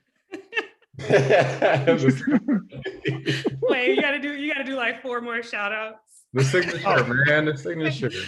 You know what I'm saying? Shout out to L, shout out to Reeg, shout out to Deuce. I love you, Money. My God. Grand National. God. Also, they having a show next week, but for real though, like, oh yeah, shit, y'all better fucking come through. Show on Friday. I don't know what the tickets are going for right now, but please go out, support. He's having friends there too. Special guests, special friends. Yeah, you might see L about to drop a verse. I was about to say. Hey, you know, yeah, hey, get them tickets. You never know. Yo, full circle. What if that was the exclusive? L's first, his first porno reading. My spoken word. Hey, at the beginning of the show, that's a cold way to open up the show. This nigga L just sitting on a stool with a chair. It's in how the water drips from the bottom to the top. Don't ask me how or why. It is candle wax that I am using. It is candle wax. It is candle wax that I use. Then I abuse. No, I won't. Let me light your fuse. You know that it is conceptually consensual. The craziest part is in the middle. That nigga L be like, "Hey, my throat getting dry. Can you guys pour me up a glass of tequila real quick? Then get back to this." Hey, bartender, pour me up. Pour me one. Actually, you know what? Just pass me the bottle, bro. Just pass me the bottle. No, L go take out his little nose inhaler thing. Like, all right. Hey, you know how Dave Chappelle has the cigarette as his moniker. That's what that everything is mine. You know. Yeah. It's gonna be like the Lil Wayne lighter. Everybody gotta have their signature. You know what I'm saying? That's mine. You know, mine is always on. We're not telling y'all who the friends are, but I mean, we might be telling y'all who the friends are. You know, I don't want to get too much. I ain't gonna give you what folks are doing like that. Now, I did want to leave out on the support of this quote. The outpouring of love made me realize that I am more than my accomplishments in gymnastics, which I never truly believed before. So kudos and power to you, young lady, young woman, for doing what was best in your interest, you know, best in your for your mental wellness, which is finally coming to the forefront for how many people are dealing with what, especially the younger group, now because of growing up in this social media age and how much attention there is around each individual. I don't think there will be studies on it at some point when people give a fuck, but to have 1 million followers or whatever amount of followers and to classify yourself in how many followers you have is a mental illness within itself. So there's a lot that goes into that, on top of how media portrays you, how much attention is brought to your doorstep on every single thing that you do, the type of how people immediately turn you into role models, and how they automatically give you the role of being a good person, and whatever a good person is, like, and not being able to make mistakes and making you perfect, so there's a lot of things that goes into not only being an athlete but just being a human being in today. And as a young person, that's damn near the only life that is enough to say that it's not that mental illness is now trendy, or that it's like the cool thing to say now. Is that people are really dealing with high levels of anxiety, and there will be studies at some point on just how fragmented and problematic it is to have so many people's opinions on one individual. Like we were not meant to communicate with millions of people at once. It just was not meant for us to be. But here we are just in the middle of it and learning about it on the fly. So kudos to her for taking the steps that she's taking on the biggest stage of one of the biggest stages of her career, and making the decisions that she did make. Because you have to keep in mind in gymnastics, if you have any level of mental anything that's off, the disconnect, then any disconnect whatsoever that's not full-blown focus, giving all the things that they have to do athletically, it's life or death for a lot of those things. So one wrong landing or one wrong jump or anything like that, and you're putting your life at risk. So shout out to her for doing that. It takes a lot to be able to do that. And all the people that's talking about the whole it's a sign of weakness, and we need to stop coddling in our children and stuff like that. And this is very interesting because this is coming from a lot of people that are older, and it's very weird. There's a lot of people that did not grow up in this age, so we don't really know what these younger people are going through and what these adults are going through, because these adults never knew that they was going to be talking into a phone like this and hashing out their problems with somebody on there, saying, like a few blocks away from them on their phone. What I'm saying? Like that wasn't something that they thought that they would be doing, but now they're doing that with thousands of people or hundreds of people watching them at any given time, as opposed to just the people that should know about the situation. Everybody, they want as many people as possible to know about it. So I just wanted to give her that proper just sight and accolades for that. Like that was a strong thing to do, and that was a hell of a quote. Coming from a former athlete myself, that was a hell of a quote. I wish I would have had that exact same like shit. What is it? I wish I would have had that exact same. Yeah, whatever. I don't know.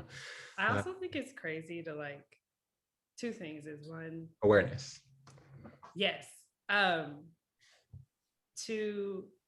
To never have pushed your mind or your body to the extent that someone to her caliber has to do, to then make a statement about it. Like, you could barely get yourself up to go to the gym 5 days a week for 30 minutes, but you are telling someone, because I think so much of pushing your body is so mental. So I'm like, it's crazy. So to be to someone like her is coddled. Do you understand the amount of mental strength and coordination and focus it takes she creates her own moves because she got so good that regular moves didn't suffice her anymore. So she literally has new moves created after her that have increased the complexity of a sport that has been for hundreds of years, but she's coddled. It's like, that's crazy. Yeah. I mean, I think people think that because they can speak, then then therefore it's something. Yeah, like bro, like she flips. Like what the fuck you mean? Like it's fucking flips. Like I did a cartwheel back in 3rd grade. What the fuck are you talking about? It's a fucking flip. I didn't jumped off of swings and I did backflips off of swings. Like I mean, it's a fucking flip. You know, like just fucking go out there and flip. You know, do that fucking twisty thing that you do. You know, it's just like, oh, that's not how these things work. So you're not even Simone Biles level in any aspect of your life. Hey, don't know what a Simone Biles level is. You know, just out here speaking. Like nothing. You ain't the Simone Biles of business. You ain't the Simone Biles of cooking. You ain't the Simone Biles of fucking. You ain't none of these things. So don't speak on it. They put no Simone Biles time into a damn thing or output. Right. Talking about Simone Biles. But you know. That's fucking funny. It's just interesting, man. Like same thing with Naomi Osaka, man. Like it's fucking, you know, all that. Yeah.